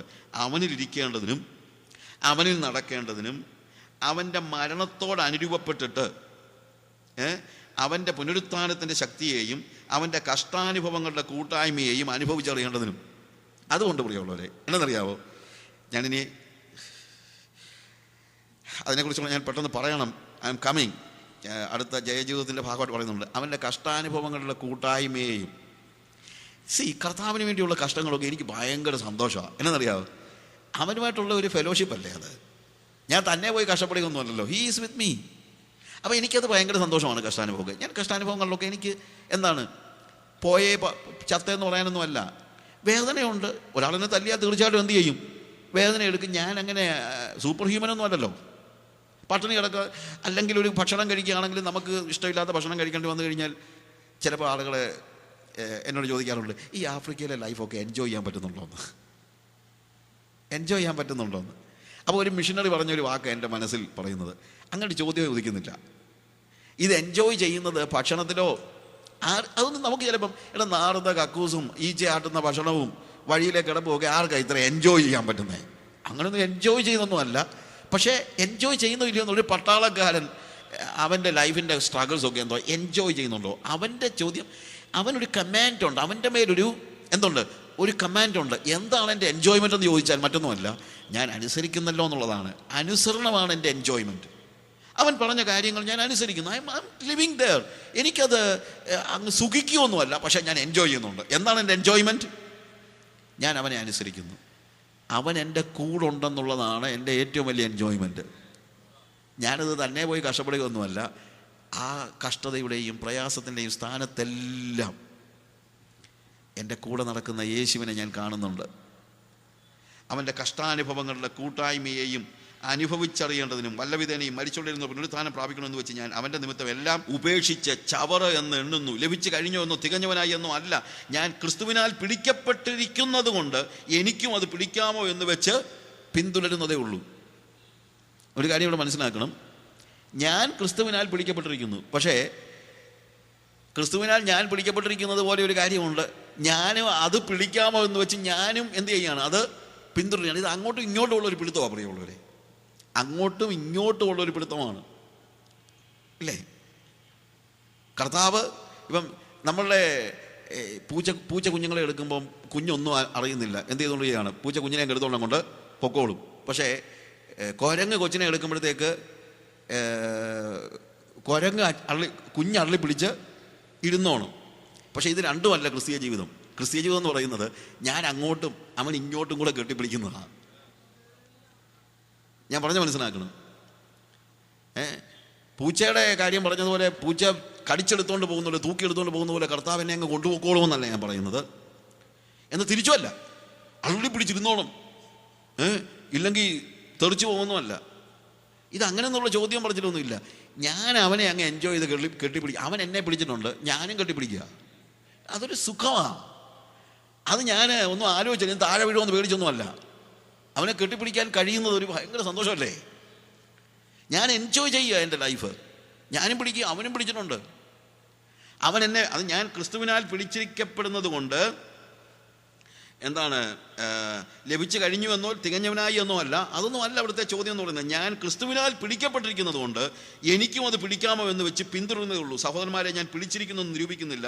ഒന്ന് ഞാൻ ചെയ്യുന്നു, പിമ്പിലുള്ളത് മറന്ന് മുമ്പിലുള്ളതിന് ആഞ്ഞുകൊണ്ട് ക്രിസ്തുവേശുവിൽ ദൈവത്തിൻ്റെ പരമവിളിയുടെ വിരുദിനായി ലാക്കിലേക്ക് ഓടുന്നു. എനിക്കൊരു ലക്ഷ്യമുണ്ട്. ആ ലക്ഷ്യത്തിലേക്ക് ഞാൻ എന്ത് ചെയ്തുകൊണ്ടിരിക്കുകയാണ്? ഓടിക്കൊണ്ടിരിക്കുകയാണ്. എന്നിട്ട് താഴോട്ട് വായിക്കുമ്പോൾ, നമ്മൾ തികഞ്ഞവനൊക്കെയും എങ്ങനെ തന്നെ ചിന്തിച്ചു കൊള്ളുക, വല്ലതിനും വേറെ വിധമായി ചിന്തിച്ചാൽ ദൈവം അത് നിങ്ങൾക്ക് വെളിപ്പെടുത്തും. എന്നാൽ നാം പ്രാപിച്ചിരിക്കുന്ന പരിജ്ഞാനം തന്നെ അനുസരിച്ച് നടക്കുക. അവിടെ ഒന്ന് രണ്ട് കാര്യങ്ങൾ, ഈ കാര്യങ്ങളിൽ നിന്ന് വ്യത്യസ്തമായി ആലോചിക്കുന്ന പല ആളുകളെക്കുറിച്ച് അവിടെ പറയുന്നുണ്ട്. അതുകൊണ്ടാണ് ഞാൻ പറയുന്നത്, ഞാൻ പലപ്പോഴും നിങ്ങളോട് പറഞ്ഞതുപോലെ അനേകർ ക്രിസ്തുവിൻ്റെ ക്രൂശിന് ശത്രുക്കളായി നടക്കുന്നത് ഇപ്പോൾ കരഞ്ഞും കൊണ്ട് പറയുന്നു. അവരുടെ അവസാന നാശം, അവരുടെ ദൈവം വയറ്, ലജ്ജയായതിൽ അവർക്ക് മാനം തോന്നുന്നു, അവർ ഭൂമിയിലുള്ളത് ചിന്തിക്കുന്നു. ഇത്ര വഴക്ക് പൗലോസ് വഴക്ക് പറയുകയോ അല്ലെങ്കിൽ എന്താ മോശക്കാരായിട്ട് പറയുന്നതിനൊക്കെ ഉള്ള കാരണം എന്താണെന്നറിയാമോ? എന്താണ്? അവർ ക്രൂശിൻ്റെ ശത്രുക്കളായി നടക്കുന്നു. ഒറ്റ കാര്യമുള്ളൂ, അവർക്ക് ക്രൂശില്ല. ഇന്നത്തെ സുവിശേഷ പ്രസംഗങ്ങളിലുള്ള വലിയ പ്രശ്നമാണ്, അവർ ക്രൂശ് പ്രസംഗിക്കുന്നില്ല. നമ്മൾ ക്രിസ്തുവിനോടുകൂടെ ക്രൂശിക്കപ്പെട്ടിരിക്കുന്നു എന്നുള്ളത് അവർക്ക് പറയുന്നില്ല. ക്രൂശിനെ കുറിച്ച് പറയുന്നില്ല, കഷ്ടതയെക്കുറിച്ച് പറയുന്നില്ല. അവരെല്ലാം പറയുന്നത് എന്താണ്? അവർ ക്രൂശിന് ശത്രുക്കളായി നടക്കുന്നു, അവർ ഭൂമിയിലുള്ളത് ചിന്തിക്കുന്നു, അവരുടെ ദൈവം വയറ്, ലജ്ജയായതിൽ അവർക്ക് മാനം തോന്നുന്നു. ഇതല്ല ഇന്നത്തെ പ്രസംഗങ്ങളുടെ എല്ലാം പ്രശ്നം. ലോകത്തെക്കുറിച്ച് പ്രസംഗിക്കുന്നു, വയറിനെ കുറിച്ച് പ്രസംഗിക്കുന്നു, അത് കിട്ടും ഇത് കിട്ടുമെന്ന് പറയുന്നു, ലജ്ജയായതിൽ മാനം തോന്നുന്നു, പാപം ചെയ്ത God is okay with that എന്ന് പറയുന്നു. ലജ്ജയായതിൽ, പണ്ടൊക്കെ നമുക്ക് സംസാരിക്കാൻ പോലും മടിയായിരുന്ന കാര്യങ്ങൾ ഇന്നവർ ഓപ്പണായിട്ട് പറയുന്നു, ഇല്ലേ? സഭയിൽ നമ്മൾ ഒരിക്കലും ചിന്തിച്ചിട്ടില്ലാത്ത കാര്യങ്ങൾ, അവർ ലജ്ജയായ കാര്യങ്ങൾ, അതാണ് ദൈവത്തിന് പ്രസാദമെന്നുള്ള നിലയിൽ ഇടപെടുന്നു. അവരുടെ ദൈവം വയറ്. അതിനകത്ത് ഏറ്റവും വലിയ പ്രശ്നം, അവർ ഭൂമിയിലുള്ളത് ചിന്തിക്കുന്നു. ഭൂമിയിലുള്ളത് ചിന്തിച്ച് ഭൂമിയിലുള്ളത് പ്രസംഗിക്കുന്നവൻ ക്രൂശിന് ശത്രുവാണ്. പക്ഷെ അവിടെ പറയുന്നത് അവരുടെ അവസാനം നാശം. നമ്മുടെ പൗരത്വമോ സ്വർഗത്തിലാകുന്നു. അവിടെ നിന്ന് കർത്താവായ യേശു ക്രിസ്തു രക്ഷിതാവായി വരുമെന്ന് നാം കാത്തിരിക്കുന്നു. അവൻ രക്ഷിതാവാണ് ഓൾറെഡി, പക്ഷെ വരുന്നതും രക്ഷിതാവായിട്ടാണ്. എന്താണ്? അവന് വേണ്ടി കാത്തിരിക്കുന്ന വിശുദ്ധന്മാർക്ക് വേണ്ടിയാണ് അവൻ വരുന്നത്. അല്ലാതെ ഉള്ളവരെ എല്ലാം കൂടെ അങ്ങ് കൊണ്ടുപോകാനല്ല അവൻ വരുന്നത്. 2000 വർഷം മുമ്പ് കർത്താവ് വന്നത് പാപികളെ തിരക്കിയാണെങ്കിൽ 2000 വർഷങ്ങൾക്ക് ഇനി കർത്താവ് വരുന്നത് പാപികളെ തിരക്കിയല്ല, ശുദ്ധയും നിഷ്കളങ്കയും കറ, ചുളുക്കം, വാട്ടം, മാലിന്യം ഇവയൊന്നുമില്ലാത്തൊരു മണവാട്ടിയെ തിരക്കിയ. അല്ലാതെ പണ്ട് പാപിയെ തിരക്കി വന്നതുകൊണ്ട് ഇനിയും പാപിയെ തിരക്കി വരുമെന്ന് ചിന്തിച്ച് ആരും പാപത്തിൽ കഴിയണ്ട. ഹല്ലേലൂയ. അവരുടെ രക്ഷിതാവായി സ്വർഗത്തിൽ നിന്ന് വരുമെന്ന് ഞാൻ ഉറച്ചിരിക്കുന്നു. എന്നിട്ട് അതിനോട് ചേർന്ന് പറയുന്ന കാര്യമാണ്, അവൻ സകലവും തനിക്ക് കീഴ്പ്പെടുത്തുവാൻ കഴിയുന്ന തൻ്റെ വ്യാപാര ശക്തി കൊണ്ട് നമ്മുടെ താഴ്ചയുള്ള ശരീരത്തെ തൻ്റെ മഹത്വമുള്ള ശരീരത്തോട് അനുരൂപമായി രൂപാന്തരപ്പെടുത്തും. അനുരൂപം, അതായത് ഏറ്റവും ഒടുവിൽ ക്രിസ്തുവിൻ്റെ പരിജ്ഞാനത്തിൽ ഞാനിവിടെ ജീവിക്കുകയാണ്, ഇവിടെ തന്നെ ഞാൻ എൻജോയ് ചെയ്യുന്നുണ്ട്. എന്നാൽ ഏറ്റവും ഒടുവിൽ നമ്മുടെ താഴ്ചയുള്ള ശരീരത്തെ അവൻ്റെ മഹത്വമുള്ള ശരീരത്തോട് അനുരൂപമായി രൂപാന്തരപ്പെടുത്തും. അതാണ് നമ്മളുടെ ഫൈനൽ ഡെസ്റ്റിനേഷൻ എന്ന് പറയുന്നത്.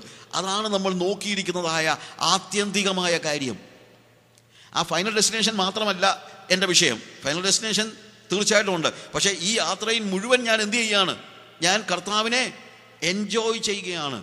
അടുത്തതിലേക്ക് നമ്മൾ കിടക്കുകയാണ്. അടുത്തത് ഞാൻ പറഞ്ഞല്ലോ, വിക്ടറി ഓവർ സിൻ, അല്ലെങ്കിൽ പാപത്തിൻ്റെ മേലുള്ള ജയം, ഓവർകമ്മിങ് സിൻ. അത് ആന്തരികമായ പാപങ്ങൾ, നമ്മുടെ ഫ്ലഷിൻ്റെ പാപങ്ങൾ, നമ്മുടെ ലോകത്തിൻ്റെ മേലുള്ള വിജയം, ജഡത്തിൻ്റെ മേലുള്ള വിജയം, ഇതെല്ലാം നമ്മൾ പഠിച്ചു. ഇനി നമ്മൾ പെട്ടെന്ന് ചില വാക്കുകളിൽ നമ്മുടെ പുറമേയുള്ള ശക്തികൾ, അതായത് വിക്ടറി ഫ്രം ഔട്ട്സൈഡ് ഫോഴ്സസ്, അതുകൂടെ നമ്മൾ പെട്ടെന്ന് പഠിക്കാനായിട്ട് പോകുന്നത്. ഔട്ട്സൈഡ് ഫോഴ്സസ്, അതായത് നമുക്ക് പലപ്പോഴും സ്ട്രഗിൾസ് അനുഭവിക്കേണ്ടി വരുന്നത്, ഞാൻ പറഞ്ഞല്ലോ, the war inside and the war outside. നമ്മുടെ ഹൃദയത്തിൻ്റെ അല്ലെങ്കിൽ മനസ്സിൻ്റെ ഉള്ളിലുള്ള സ്ട്രഗിൾസ് ഉണ്ട്, വാറുണ്ട്. അതാണ് നമ്മുടെ പാപത്തിൻ്റെ അല്ലെങ്കിൽ പാപത്തിൻ്റെ പ്രലോഭനങ്ങൾ. അതിനോട് നമ്മൾ പോരടിച്ച് തന്നെ അതിന്മേൽ വിജയം നേടണം, പാപത്തോട് പോരാടുന്നതിൽ. യെസ്. എന്നാൽ ഇതേപോലെ അങ്ങനെ നമുക്ക് വിജയം നേടാൻ കഴിയുന്നതിൻ്റെ കാരണം എന്താണ്? Because we R sons. നമ്മൾ മക്കളായതുകൊണ്ട് നമുക്ക് തീർച്ചയായും ഇനി പാപത്തിന് അധീനരാകേണ്ട കാര്യമില്ല. നിങ്ങൾ ന്യായപ്രമാണത്തിനല്ല, കൃപയ്ക്കത്ര അധീനരാകയാൽ പാപം ഇനി നിങ്ങളുടെ അവയവങ്ങളിൽ കർത്തൃത്വം നടത്തുകയില്ലല്ലോ. എനിക്ക് വിജയമുണ്ട്, യേശുവിൽ എനിക്ക് വിജയമുണ്ട്. എന്നാൽ എൻ്റെ ഉള്ളിൽ യേശു നിറഞ്ഞു നിൽക്കുമ്പോൾ, ഞാൻ പറഞ്ഞല്ലോ, അശുദ്ധ ചിന്തകൾക്ക് എന്നിലേക്ക് ഇപ്പോൾ കടക്കാൻ കഴിയുന്നില്ല. കാര്യം എൻ്റെ മൈൻഡ് ഉൾപ്പെടെ കർത്താവ് എന്ത് ചെയ്തിരിക്കുകയാണ്? ക്ലെൻസ് ചെയ്തിരിക്കുകയാണ്. ലോകത്തിന് എൻ്റെ ഉള്ളിലേക്ക് കടക്കാൻ കഴിയുന്നില്ല. യേശു ഉള്ളിൽ നിറഞ്ഞിരിക്കുകയാണ്. അതുകൊണ്ട് ലോകത്തിന് കടക്കാൻ കഴിയുന്നില്ല, ജഡത്തിന് കടക്കാൻ കഴിയുന്നില്ല, പിശാചിന് കടക്കാൻ കഴിയുന്നില്ല. എൻ്റെ ആത്മീയ മുന്നേറ്റത്തെ തൊടാൻ പിശാചിന് കഴിയാതെ വരുമ്പോൾ അവൻ എന്ത് ചെയ്യുന്നറിയാമോ? പുറമേ ഉള്ള ചില കാര്യങ്ങളിലൂടെ എൻ്റെ ആത്മീയതയെ തകർക്കാൻ അവൻ പരിശ്രമിക്കും. അതായത് അവൻ അകത്തോട്ട് കയറാൻ കഴിയുന്നില്ല. ഞാൻ പറഞ്ഞ മനസ്സിലായല്ലോ?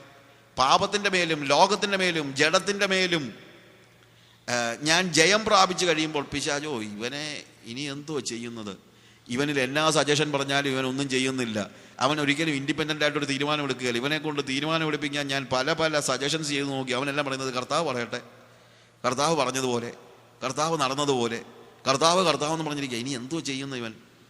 പിശാച് അടുത്ത് ചെയ്യുന്നത്, അവൻ പുറമേ ഉള്ളൊരു അറ്റാക്ക് എന്ന് പറഞ്ഞു കഴിഞ്ഞാൽ നമ്മളെ കൊമ്പും വാലും കൊണ്ട് കുത്തുന്ന കാര്യമൊന്നും അല്ല. എന്നാൽ നമ്മളുടെ ശരീരത്തിൻ്റെ മേലെ, നമ്മളുടെ ജീവിതത്തിന്മേലെ ബാക്കിയുള്ള പുറമേ നിന്നുള്ള ചില ഫോഴ്സസ്.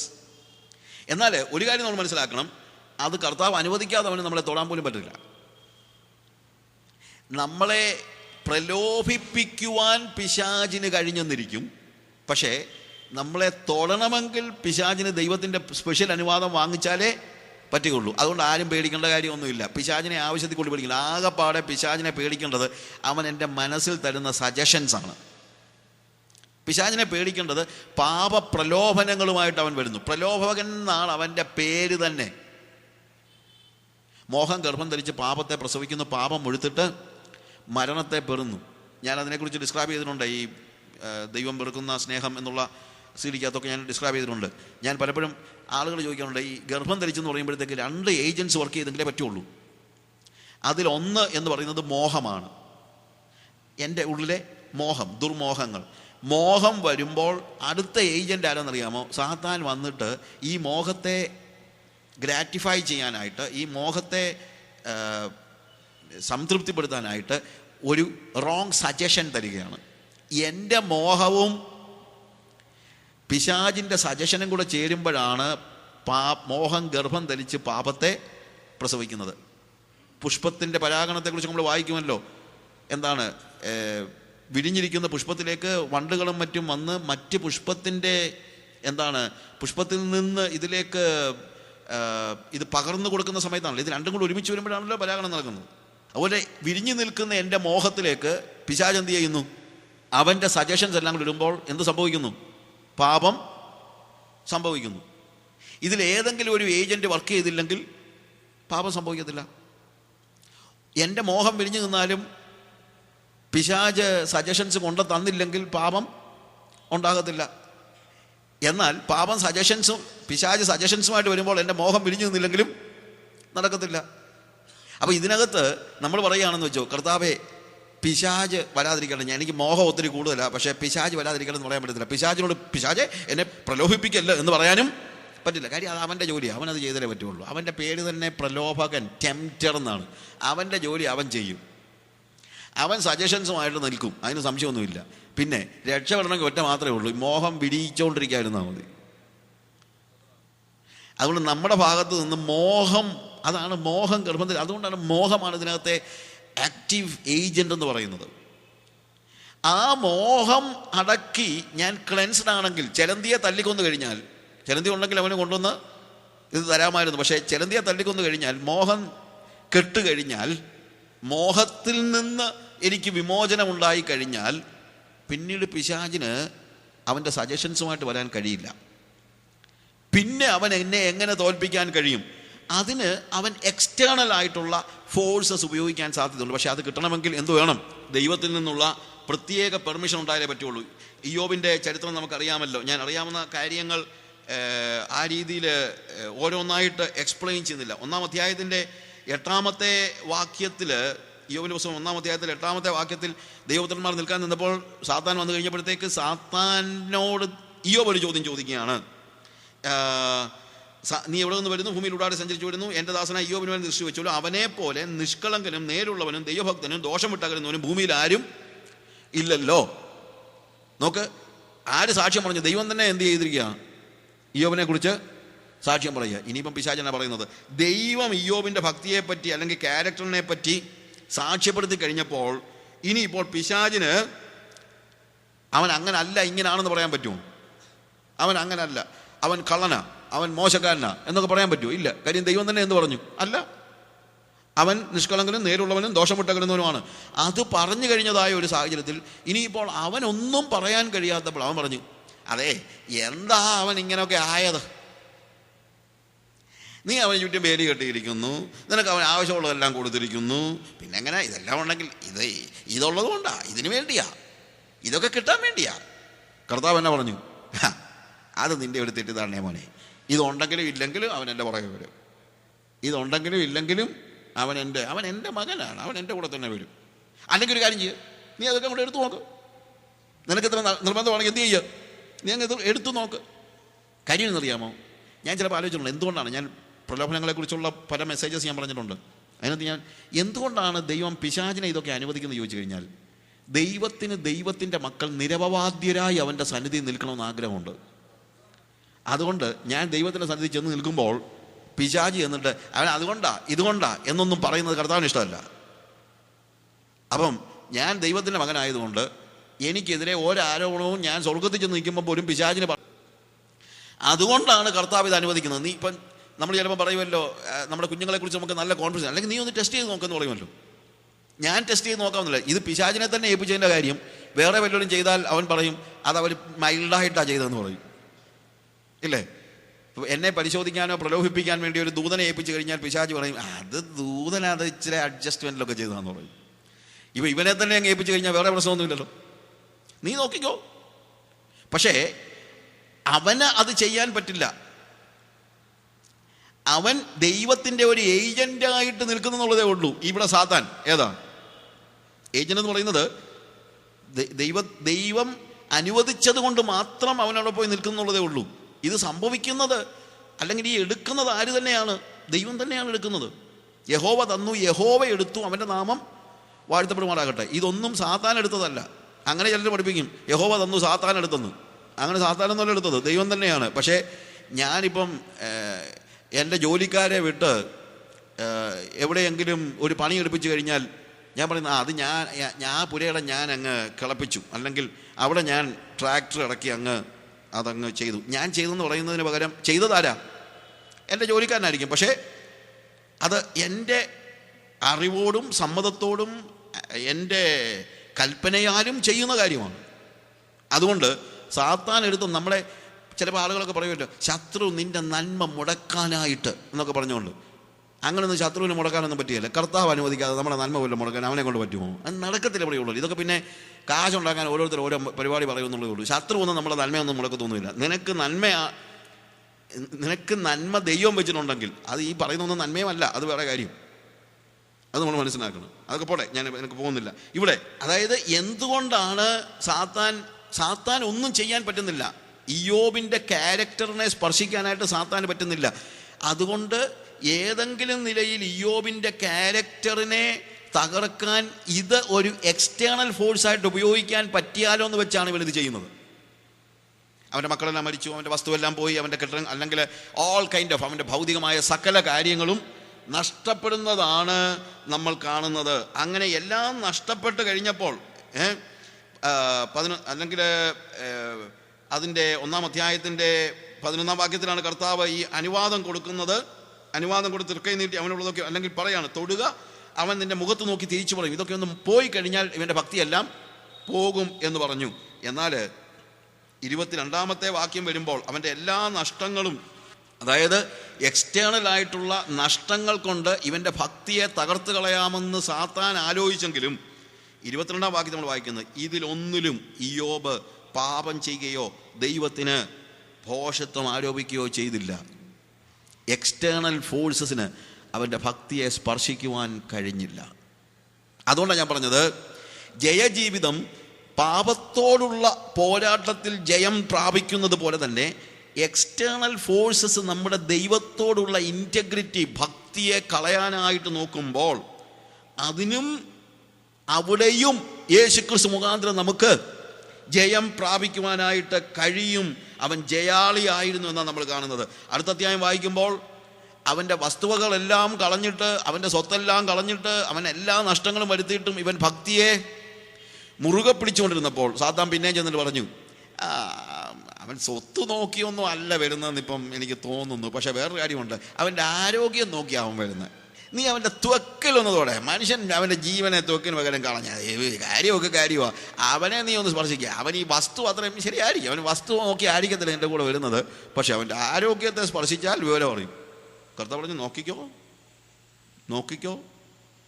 എന്നാൽ 10-ാം വാക്യത്തിൽ നമ്മൾ കാണുന്നതെന്നറിയാമോ, അവിടെയും അവൻ്റെ എക്സ്റ്റേണൽ ഫോഴ്സസ് എല്ലാം, അവൻ അവളോട് ഒരു പൊട്ടി സംസാരിക്കുന്നത് പോലെ നീ സംസാരിക്കുന്നു, നാം ദൈവത്തിൻ്റെ കയ്യിൽ നിന്ന് നന്മ കൈക്കൊള്ളുന്നു, തിന്മയും കൈക്കൊള്ളരുത് എന്ന് പറഞ്ഞു. ഇതിലൊന്നിലും ഇയ്യോബ് അധരങ്ങളാൽ പാപം ചെയ്തില്ല.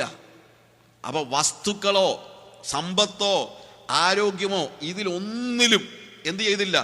ഇയ്യോബ് പാപം ചെയ്തില്ല. ഞാൻ പറഞ്ഞല്ലോ എന്തുകൊണ്ടാണ് ഈ എക്സ്റ്റേണൽ ഫോഴ്സസ് വരാൻ കാര്യം. എക്സ്റ്റേണൽ ഫോഴ്സസ് വരാൻ, അല്ലെങ്കിൽ നമുക്കെതിരായിട്ട് വരാനുള്ള കാരണം എന്ന് ചോദിച്ചു കഴിഞ്ഞാൽ, ഇന്റേണൽ ഫോഴ്സസിന് അതിലേക്ക്, നമ്മുടെ ഉള്ളിലേക്ക് പിശാചിന് കടക്കാൻ കഴിയാതെ വണ്ണം നമ്മൾ മതിൽ കെട്ടിയിരുന്നത് കൊണ്ടാണ്.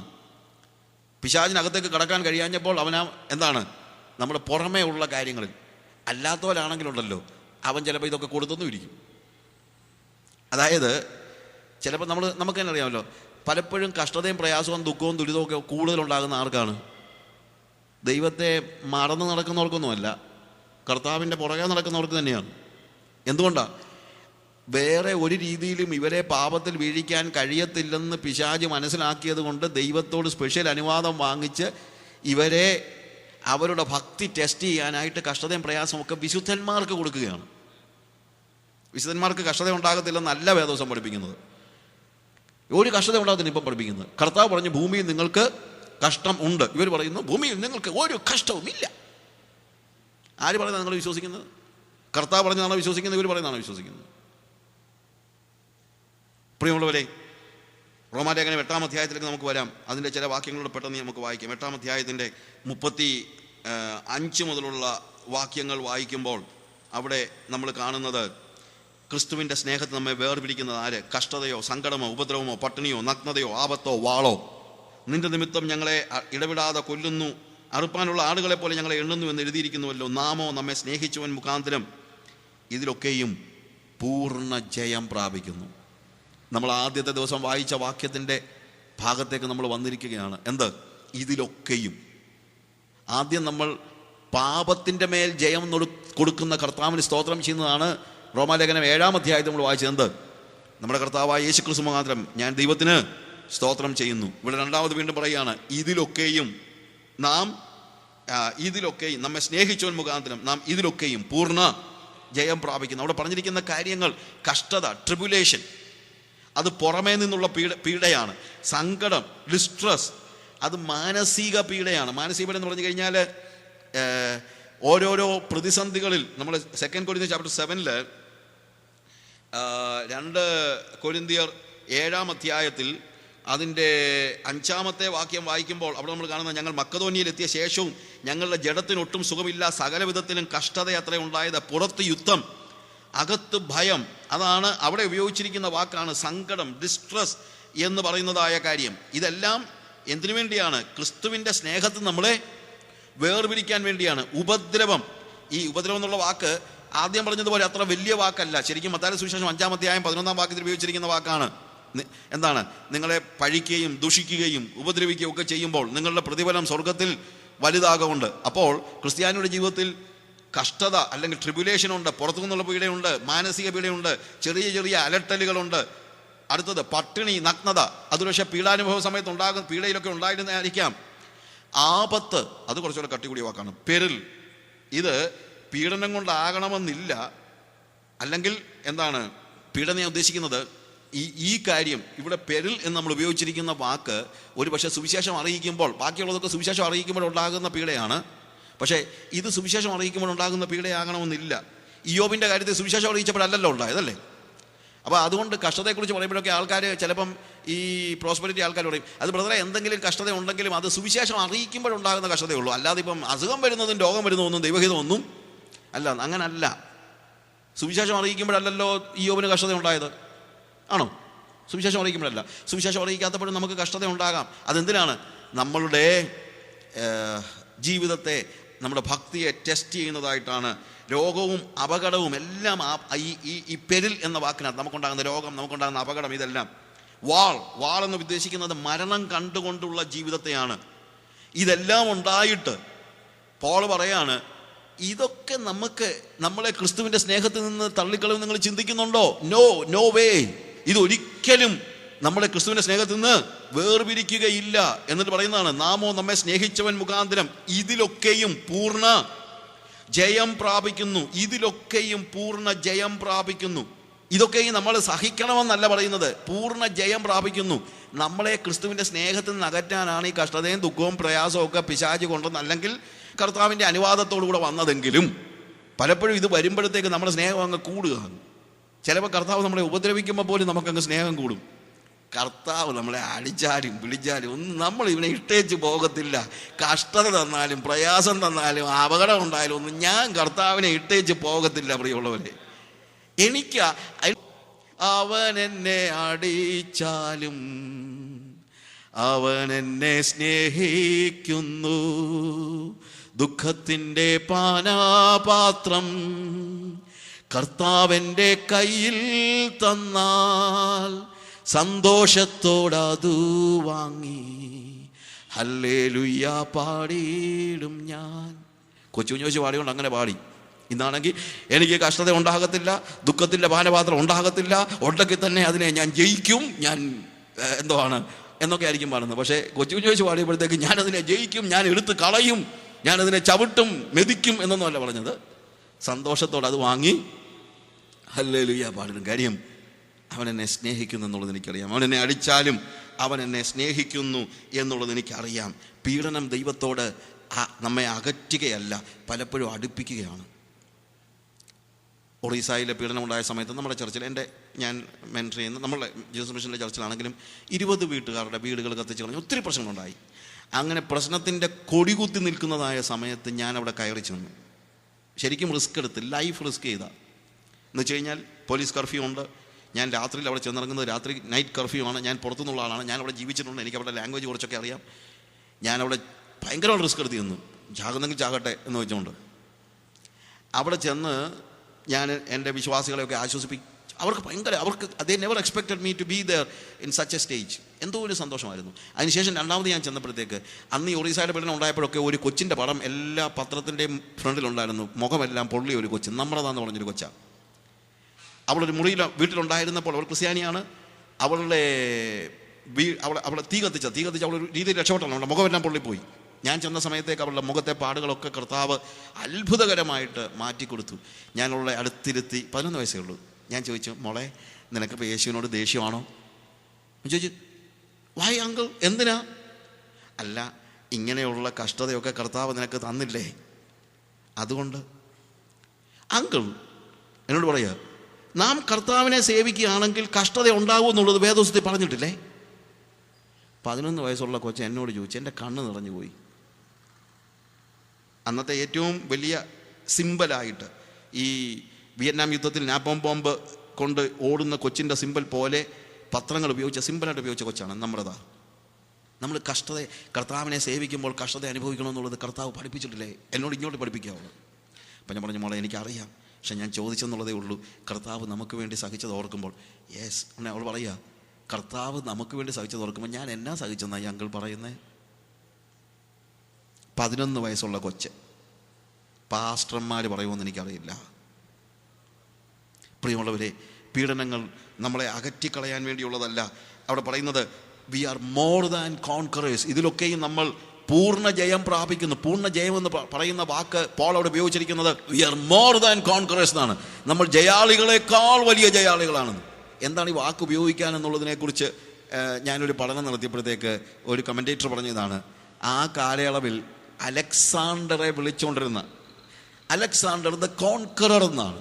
Alexander the conqueror. അപ്പോൾ അലക്സാണ്ടർ അനേക രാജ്യങ്ങളെ കീഴടക്കിയത് കൊണ്ട് ജയാളിയായ അലക്സാണ്ടർ എന്ന് അദ്ദേഹത്തെ വിളിച്ചിരുന്നു. പോൾ ഈ ആർട്ടിക്കിൾ ഈ ലേഖനം എഴുതിക്കൊണ്ടിരിക്കുന്ന സമയത്ത് പോള് കഷ്ടതയിൽ ജയം നേടുന്ന ക്രിസ്ത്യാനികളെക്കുറിച്ച് ഏത് വാക്ക് ഉപയോഗിക്കണമെന്ന് നോക്കിയപ്പോൾ ഉപയോഗിക്കാവുന്ന മാക്സിമം വേർഡ് കോൺകറർ എന്നാണ്. പക്ഷേ കോൺകറർ എന്ന് പറഞ്ഞാൽ പോലും രാജ്യങ്ങൾ കീഴടക്കിയ അലക്സാണ്ടറുടെ വിജയത്തിൻ്റെ അത്രയും ആകത്തുള്ളല്ലോ.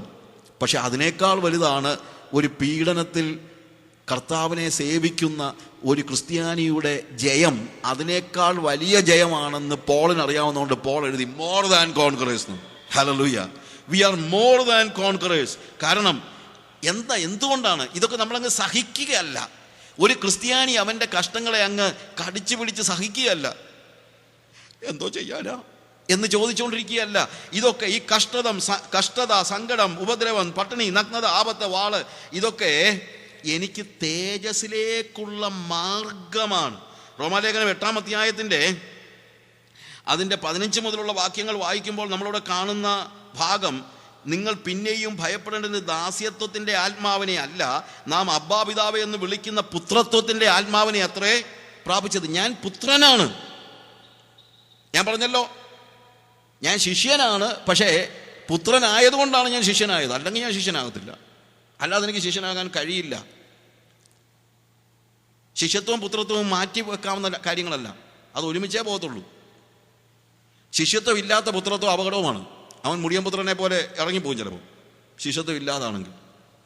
നാളെ പറഞ്ഞേക്കില്ല ശിഷ്യത്വം ഇല്ലാഞ്ഞുകൊണ്ട് അവൻ ഇറങ്ങിപ്പോയെന്ന്. അതല്ല ഞാൻ പറഞ്ഞത്. ശിഷ്യത്വം ഇല്ലെങ്കിൽ, ഡിസിപ്ലിൻഡ് അല്ല എൻ്റെ ജീവിതമെങ്കിൽ, ദൈവം, ഞാൻ പറഞ്ഞത് എന്തിനാണ് ദൈവം എനിക്ക് ഡിസിപ്ലിൻ തരുന്നത്? ദൈവം എനിക്ക് വേണ്ടി ഒരുക്കിയിരിക്കുന്ന അവകാശം അനുഭവിക്കാനുള്ള പക്വതയ്ക്ക് വേണ്ടിയാണ് ദൈവം എന്നെ ഇവിടെ ശിഷ്യത്വത്തിൽ വളർത്തുന്നത്. ഞാൻ പുത്രനാ. ആ പുത്രൻ, നാം ദൈവ മക്കളെന്ന ആത്മാവ് താനും ആത്മാവോട് സാക്ഷ്യം പറയുന്നു. നാം മക്കളെങ്കിലോ അവകാശികളുമാകുന്നു. ദൈവത്തിൻ്റെ അവകാശികളും ക്രിസ്തുവിന് കൂട്ടവകാശികളും തന്നെ. നാം അവനോടുകൂടെ തേജസ്കരിക്കപ്പെടേണ്ടതിന് അവനോടുകൂടെ കഷ്ടം അനുഭവിച്ചാൽ അത്രേ. അപ്പോൾ കഷ്ടം അനുഭവിക്കുമ്പോഴൊക്കെ ഞാൻ എന്താ മനസ്സിലാക്കുന്നറിയാമോ? അപ്പം ഞാൻ യേശുവിൻ്റെ കൂട്ടാളിയാണല്ലേ. Very good. കാര്യം യേശുവും കഷ്ടം അനുഭവിച്ചു. യേശു അനുഭവിച്ചതൊക്കെ എനിക്കും അനുഭവിക്കാൻ ഭയങ്കര ഇഷ്ടമാണ്. യേശു അനുഭവിച്ച സകല കാര്യങ്ങളും എനിക്കും അനുഭവിക്കാൻ ഭയങ്കര ഇഷ്ടമാണ്. അന്നേരം എനിക്കൊരു ഭയങ്കര സന്തോഷമുണ്ട്. അന്നേരമാണ് എനിക്ക് മനസ്സിലാകുന്നത് ഞാൻ ഈ യേശുവിൻ്റെ കൂട്ടാളിയാണെന്നുള്ളത് മനസ്സിലാകുന്നത്. അല്ലെങ്കിൽ എങ്ങനെ മനസ്സിലാകുന്നത്? ദൈവം എനിക്ക് മില്യൺസ് ഓഫ് റുപ്പീസും തന്ന് സുഖങ്ങളും എല്ലാം തന്നാൽ യേശു ഒരിക്കലും അങ്ങനെ ജീവിച്ചിട്ടില്ലല്ലോ. അപ്പോൾ ഞാനെങ്ങനെ അറിയുന്നത് ഞാൻ യേശുവിൻ്റെ കൂട്ടാളിയാണെന്ന്? എന്നെ സമ്പന്നതയുടെ മടിത്തട്ടിൽ ഇട്ടങ്ങ് കുളിപ്പിക്കുകയാണെങ്കിൽ എനിക്ക് യേശുവിൻ്റെ കൂട്ടാളിയാണെന്ന് തോന്നൽ പോലും ഉണ്ടാകത്തില്ല. കാര്യം യേശു ഒരിക്കലും അങ്ങനെയൊന്നും ജീവിച്ചിട്ടില്ല. എനിക്ക് എപ്പോഴും യേശുവിൻ്റെ കൂട്ടാളിയാണെന്ന് തോന്നണമെങ്കിൽ കഷ്ടതയും പട്ടിണിയും ഉപദ്രവവും ഒക്കെ ഉണ്ടെങ്കിലേ എനിക്കങ്ങോട്ട് തോന്നത്തുള്ളൂ. എൻ്റെ ആ ഫീല്. അപ്പോൾ എനിക്കൊരു വലിയ സന്തോഷമാണ്. കർത്താവേ, നീ സഹിച്ചു, ഞാനും സഹിക്കുന്നു. Praise the Lord. ഭയങ്കര സന്തോഷമാണ്. മക്കൾ അവകാശികളാണ്, ക്രിസ്തുവിന് കൂട്ടവകാശികളാണ്. നാളെ എന്താ ചെയ്യാൻ പോകുന്നറിയാമോ? നാളെ നാം ക്രിസ്തുവിൻ്റെ തേജസ് പങ്കുവെക്കാൻ പോകുകയാണ്. ആ ക്രിസ്തുവിൻ്റെ തേജസ് പങ്കുവെക്കുന്നതിന് ഒരു മുന്നോടിയായിട്ട് ഇപ്പോൾ ക്രിസ്തുവിൻ്റെ കഷ്ടങ്ങളും ഞാൻ പങ്കുവെക്കുകയാണ്. ഞാൻ പറഞ്ഞ മനസ്സിലായോ പ്രിയമുള്ളവരെ? നാം അവകാശികളും ക്രിസ്തുവിന് കൂട്ടവകാശികളും തന്നെ. നാം അവനോടുകൂടെ തേജസ്കരിക്കപ്പെടേണ്ടതിന് അവനോടുകൂടെ കഷ്ടം അനുഭവിച്ചാൽ അത്രേ. ഈ കഷ്ടത എനിക്കൊരു പ്രശ്നവുമല്ല. കാര്യം എൻ്റെ മനസ്സിൽ കഷ്ടത അനുഭവിക്കുമ്പോഴും കഷ്ടതയല്ല വരുന്നത്. നമ്മിൽ വെളിപ്പെടുവാനുള്ള തേജസ് വിചാരിച്ചാൽ ഈ കാലത്തിലെ കഷ്ടങ്ങൾ സാരമില്ല എന്ന് നമ്മൾ എണ്ണുന്നു. സൃഷ്ടി ദൈവപുത്രന്മാരുടെ വെളിപ്പാടിനെ ആകാംക്ഷയോടെ കാത്തിരിക്കുന്നു. അതിൻ്റെ 23-ാമത്തെ വാക്യം വായിക്കുമ്പോൾ, ആത്മാവെന്ന ആദ്യദാനം ലഭിച്ചിരിക്കുന്ന നാമും നമ്മുടെ ശരീരത്തിൻ്റെ വീണ്ടെടുപ്പായ പുത്രത്വത്തിന് കാത്തുകൊണ്ട് ഉള്ളിൽ ഞരങ്ങുന്നു. ഞാൻ ഇപ്പോഴും പുത്രനാണ്. പക്ഷെ ആ പുത്രത്വത്തിൻ്റെ പൂർണ്ണത ഉണ്ടാകുന്നത് എപ്പോഴാണെന്ന് ചോദിച്ചു കഴിഞ്ഞാൽ എൻ്റെ ശരീരത്തിൻ്റെ വീണ്ടെടുപ്പിൻ്റെ നാളിലാണ്. അപ്പം ഞാൻ അങ്ങോട്ട് പോയിക്കൊണ്ടിരിക്കുകയാണ്, ആ യാത്രയിലാണ്, ആ തേജസ്സിൻ്റെ യാത്രയിലാണ് ഞാൻ. ഹല്ലേലൂയ! ആ തേജസ്സിൻ്റെ യാത്രയിൽ കഷ്ടത ഉണ്ടാകട്ടെ, പക്ഷെ അപ്പോഴൊക്കെ ഞാൻ മനസ്സിലാക്കുന്നത് ഞാൻ യേശുവിൻ്റെ പാതയിൽ തന്നെ ആണെന്ന് എനിക്കൊരു ബോധ്യമുണ്ട്. എൻ്റെ പാത തെറ്റിയിട്ടില്ലെന്ന് എന്നെ ഓർപ്പിക്കുന്നത്. ചിലപ്പോൾ കാശൊക്കെ എക്സ്ട്രാ വന്ന് വീഴുമ്പോഴൊക്കെ ഞാൻ ചിന്തിക്കും, കർത്താവേ നിൻ്റെ പാതയിൽ തന്നെ ആണോ? പക്ഷെ കഷ്ടതയുള്ളപ്പോൾ എനിക്ക് അങ്ങോട്ട് സംശയം പോലും ഇല്ല. കഷ്ടതയുള്ളപ്പോൾ എനിക്ക് നല്ല ബോധ്യമാണ്, കർത്താവേ I thank you because I know that I am in your footsteps. കഷ്ടതയുള്ളപ്പോൾ ഞാൻ പറയും, നിൻ്റെ ചുവടുകളിൽ തന്നെയാണ് ഞാനെന്നുള്ളത് എനിക്കിപ്പോൾ നല്ല ബോധ്യമുണ്ട്. അങ്ങനെ ഈ ചുവടുവയ്പ്പുകളിലാണ് ഒടുവിൽ ചെന്ന് പുത്രത്വത്തിൻ്റെ ആ എന്താണ് സൃഷ്ടി ദ്രവത്വത്തിൻ്റെ ദാസിൽ നിന്നുള്ള വിടുതൽ പ്രാപിക്കുന്ന ആ ദ്രവത്വത്തിൽ നിന്നുള്ള വിടുതൽ. അതിനുവേണ്ടി അത് കാണുന്നത് കൊണ്ട് എനിക്കിതൊന്നൊരു വിഷയമല്ല. സ്തെഫാനോസിനെ കല്ലെറിഞ്ഞ് കൊല്ലുമ്പോഴും അവൻ കണ്ടത് കല്ലല്ല. സ്തെഫാനോസിനെ കല്ലെറിഞ്ഞ് കൊല്ലുമ്പോഴും അവൻ കണ്ടത് എന്താണ്? ക്രിസ്തു ദൈവത്തിൻ്റെ വലത്ത് ഭാഗത്ത് നിൽക്കുന്ന മഹത്വമാണ് അവൻ കാണുന്നത്. അവനത് സന്തോഷമാണ്, അവനത് ആനന്ദമാണ്, അവനത് വേദനയല്ല, അവൻ കരയുകയല്ല, അവൻ്റെ മുഖം പ്രകാശിക്കുകയാണ്. പ്രിയമുള്ളവരെ, ജീവിതത്തിൽ കഷ്ടത വരുമ്പോൾ, പ്രയാസം വരുമ്പോൾ എങ്ങനെങ്കിലും ഞരങ്ങിക്കൊണ്ട് അത് സഹിക്കുകയല്ല, പകരം തേജസ്സിൻ്റെ കൂട്ടവകാശി ആയതുകൊണ്ട് ഞാനിപ്പോൾ കഷ്ടത്തിൻ്റെയും കൂട്ടവകാശിയാകുകയാണെന്നുള്ള ആ ഉത്തമമായ ബോധ്യം എന്നെ കൂടുതൽ സന്തോഷിപ്പിക്കുകയാണ്. അതുകൊണ്ട് എനിക്ക് മരണത്തിൻ്റെ മുഖത്ത് നോക്കി ജയഭേരി മുഴക്കാനായിട്ട് കഴിയും. കാരണം ഈ മരണം എനിക്ക് മഹത്വത്തിലേക്കുള്ള ഒരു യാത്രയാണ്. മരണം വന്ന് മുന്നിൽ വന്ന് വിളിച്ചു കഴിഞ്ഞാൽ ഉടനെ എനിക്ക് കുറച്ചുകൂടെ സമയം തരണം എന്നൊന്നും എനിക്ക് പറയാൻ അങ്ങനെയൊന്നുമില്ല. കാര്യം എനിക്ക് മരിച്ചാൽ എന്താ സംഭവിക്കാൻ പോകുന്നുള്ളത് എനിക്ക് നന്നായിട്ട് അറിയാം. അതുകൊണ്ട് നേരത്തെ ആയിരുന്നെങ്കിൽ മരിക്കുന്നത് എനിക്ക് പേടിയായിരുന്നു. എന്തുകൊണ്ടാണെന്ന് ചോദിച്ചു കഴിഞ്ഞാൽ മരിച്ചു കഴിഞ്ഞാൽ എങ്ങോട്ടാണ് പോകുന്നതെന്ന് എനിക്ക് അറിയില്ലായിരുന്നു, അല്ലെങ്കിൽ അനിശ്ചിതത്വമായിരുന്നു. കാര്യം പാപി മരിച്ചാൽ നരകത്തിലോട്ടാണ് പോകുന്നതെന്ന് പോലും ഞാൻ പിന്നല്ലയോ അറിഞ്ഞത്. അത് തന്നെ അറിഞ്ഞത് കർത്താവിനെ അറിഞ്ഞതിന് ശേഷം അല്ലയോ എന്തുവാണ് പാപി മരിച്ചാൽ നരകത്തിലേക്ക് പോകുന്നെന്നുള്ളതെങ്കിലും അറിഞ്ഞത്. അതിനു മുമ്പ് ഇത് അതുപോലും അറിയാൻ വയ്യായിരുന്നല്ലോ. അങ്ങനെ അതുപോലും അറിയാൻ വയ്യാതിരുന്ന ഒരു കാലയളവിൽ മരിച്ചു കഴിഞ്ഞാൽ എങ്ങോട്ടാണ് പോകുന്നതെന്ന് അറിയാൻ വയ്യാത്ത ഒരു വലിയ വിഹ്വലത എനിക്കുണ്ടായിരുന്നു. ഇപ്പം അങ്ങനെയൊന്നുമല്ല. ഇപ്പം എനിക്കറിയാം മരിച്ചു കഴിഞ്ഞാൽ the very next moment I am with Jesus. വിട്ടുപിരിഞ്ഞ് ക്രിസ്തുവിനോടുകൂടെ ഇരിപ്പാൻ എനിക്ക് ആഗ്രഹമുണ്ട്. അത് അത്യുത്തമമല്ലോ. അതുകൊണ്ട് മരണം എന്ന് പറഞ്ഞാലോ ഒന്നും എനിക്കതൊന്നും വിഷയമല്ല. 1 Corinthians 15 അധ്യായത്തിൻ്റെ 57 വാക്യത്തിൽ മരണത്തെ നോക്കി നമ്മൾ പറയുകയാണ്, നമ്മുടെ കർത്താവായ യേശു ക്രിസ്തു മുഖാന്തരം നമുക്ക് ജയം നൽകുന്ന ദൈവത്തിന് സ്തോത്രം. 55 വാക്യത്തിൽ, ഹേ മരണമേ നിന്റെ ജയം എവിടെ? ഹേ മരണത്തിന്റെ വിഷമുള്ള പാപം, പാപത്തിന്റെ ശക്തിയോ ന്യായപ്രമാണം അനുസരിക്കാൻ കഴിയാതെ പാപം ചെയ്ത് ജീവിച്ചപ്പോൾ എന്നിലേക്ക് അതിൻ്റെ വിഷം കലർത്തി എന്നെ അധമ പാതാളത്തിലേക്ക് പോകുമായിരുന്നു. പാപം എന്നെ കൊണ്ടുപോകുമായിരുന്നു. പക്ഷെ ഇപ്പോൾ ഇല്ല. കാര്യം ക്രിസ്തുവേശുള്ളവർക്ക് ഒരു ശിക്ഷാവിധിയും ഇല്ല. ഇപ്പോൾ മരണം എനിക്ക് മഹത്വത്തിലേക്കുള്ള വാതിലാണ്. അതുകൊണ്ടാണ് നമ്മളൊക്കെ മരിച്ച ആളുകളുടെ ഒബിച്വറിയൊക്കെ അല്ലെങ്കിൽ മരിച്ച ആളുകളുടെ ഫോട്ടോ ഒക്കെ കൊടുക്കുമ്പോഴത്തേക്ക് എഴുതിയിരിക്കുന്നതാണ് പ്രൊമോട്ടഡ് ടു ഗ്ലോറി എന്ന്. മഹത്വത്തിലേക്ക് പ്രവേശിച്ചു എന്നുള്ളതാണ്. കാരണം ഇനിയിപ്പോൾ ഈ ദ്രവത്വത്തിൻ്റെ യാതൊരു കാര്യങ്ങളുടെയും പ്രശ്നം എനിക്കില്ല. എൻ്റെ ശരീരം ദ്രവത്വമുള്ളതാണ് ഇപ്പോൾ. അതുകൊണ്ട് അതിൻ്റേതായിട്ടുള്ള പ്രശ്നം ഈ ശരീരത്തിനുണ്ട്. പക്ഷേ അവിടെ അങ്ങനെയല്ല. ഈ അധ്യായത്തിൽ തന്നെ 51 വാക്യം, ഒരു മർമ്മം ഞാൻ നിങ്ങളോട് പറയും, നാം എല്ലാവരും നിദ്ര കൊള്ളുകയില്ല, എന്നാൽ അന്ത്യകാഹളനാദത്തെങ്കിൽ പെട്ടെന്ന് കണ്ണിമയ്ക്കുന്നിടയിൽ നാം എല്ലാവരും രൂപാന്തരപ്പെടും. ഈ ദ്രവത്വമുള്ളത് അദ്രവത്വത്തെയും ഈ മർത്യമായത് അമർത്യത്തെയും ധരിക്കണം.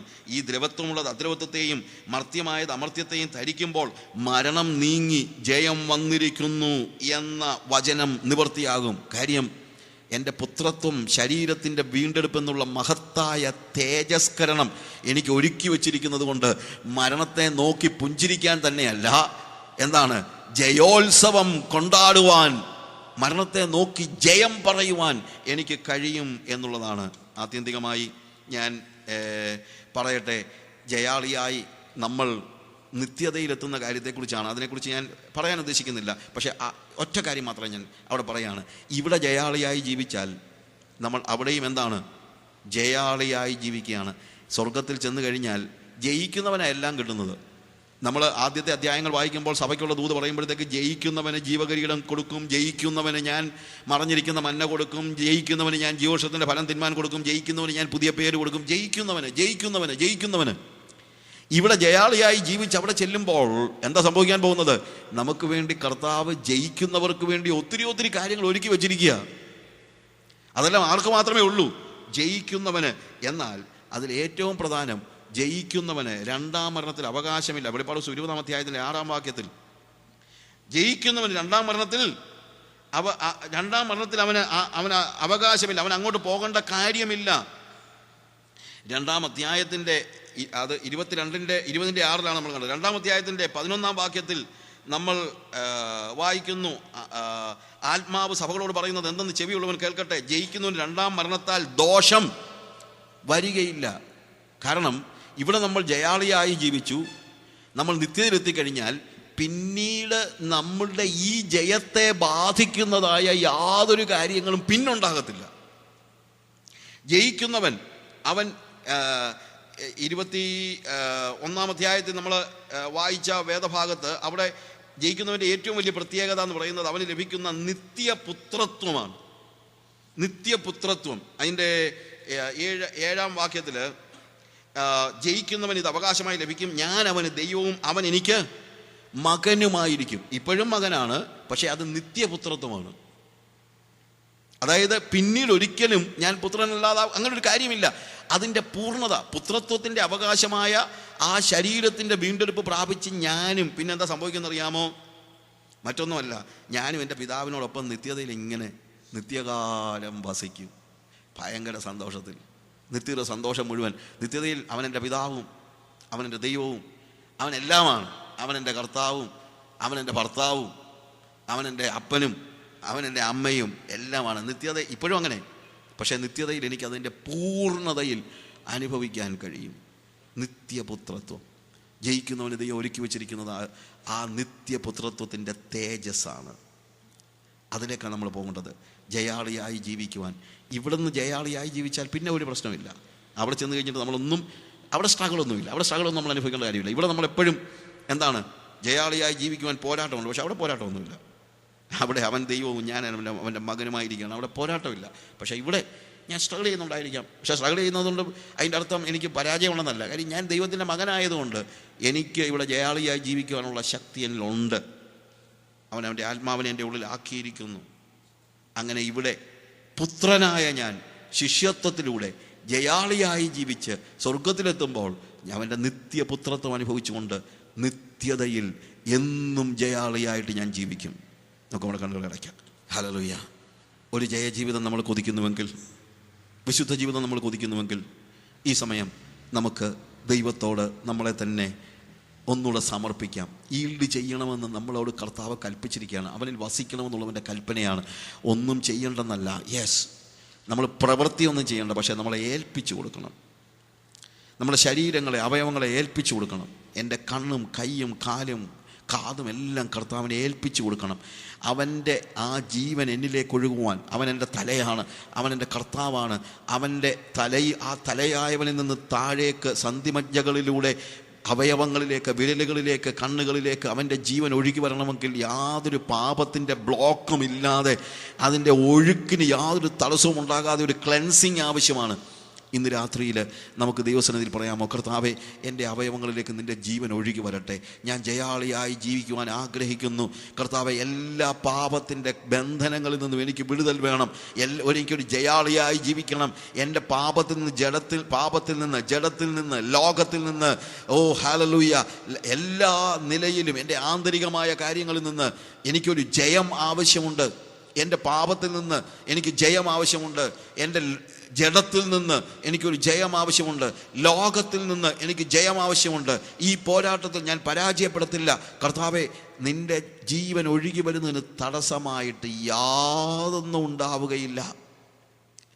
എത്ര പേര് ദൈവസന്നിധിയിൽ പറയും? കരങ്ങൾ ഉയർത്തി എത്ര പേര് പറയും, കർത്താവെ, ഞാൻ എൻ്റെ അവയവങ്ങളെ നിനക്ക് സമർപ്പിക്കുന്നു. ഒരു തടസ്സവും കൂടാതെ നിൻ്റെ ജീവൻ എന്നിലേക്ക് ഒഴുകുന്നത് ഞാൻ നോക്കിയിരിക്കുക. കർത്താവേ, ഒരു നിമിഷം പോലും നിന്നെ പിരിഞ്ഞെനിക്ക് ജീവിക്കാൻ കഴിയുകയില്ല എന്ന് ഞാൻ ഉറച്ചിരിക്കുന്നു.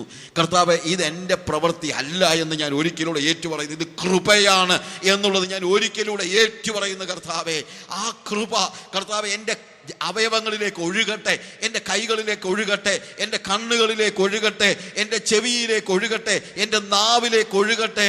കർത്താവേ, നിന്റെ ജീവൻ എന്നിലേക്ക് ഒഴുകട്ടെ. കർത്താവേ, ഹല്ലേലൂയ. കർത്താവേ, നിനക്ക് പ്രവർത്തിക്കാൻ, കർത്താവേ, നീ ഭൂമിയിലായിരുന്നപ്പോൾ പിതാവ് നിന്നിൽ വസിച്ചുകൊണ്ട് പിതാവിൻ്റെ പ്രവൃത്തി ചെയ്തതുപോലെ കർത്താവേ, എന്നിലേക്ക് ഇറങ്ങി വന്ന് വസിക്കണമേ. കർത്താവേ, നിനക്ക് ഇവിടെ ഭൂമിയിൽ ചെയ്തു തീർക്കാനുള്ളത് എന്നിൽ ജീവിച്ചുകൊണ്ട് നീ ചെയ്തു തീർക്കണമേ. കർത്താവേ, അവിടുത്തെ എല്ലാ കൃപകൾക്കായി ഞങ്ങൾ അങ്ങേ വാഴ്ത്തുന്നു, സ്തുതിക്കുന്നു, യേശുവിന്റെ നാമത്തിൽ തന്നെ. ആമേൻ.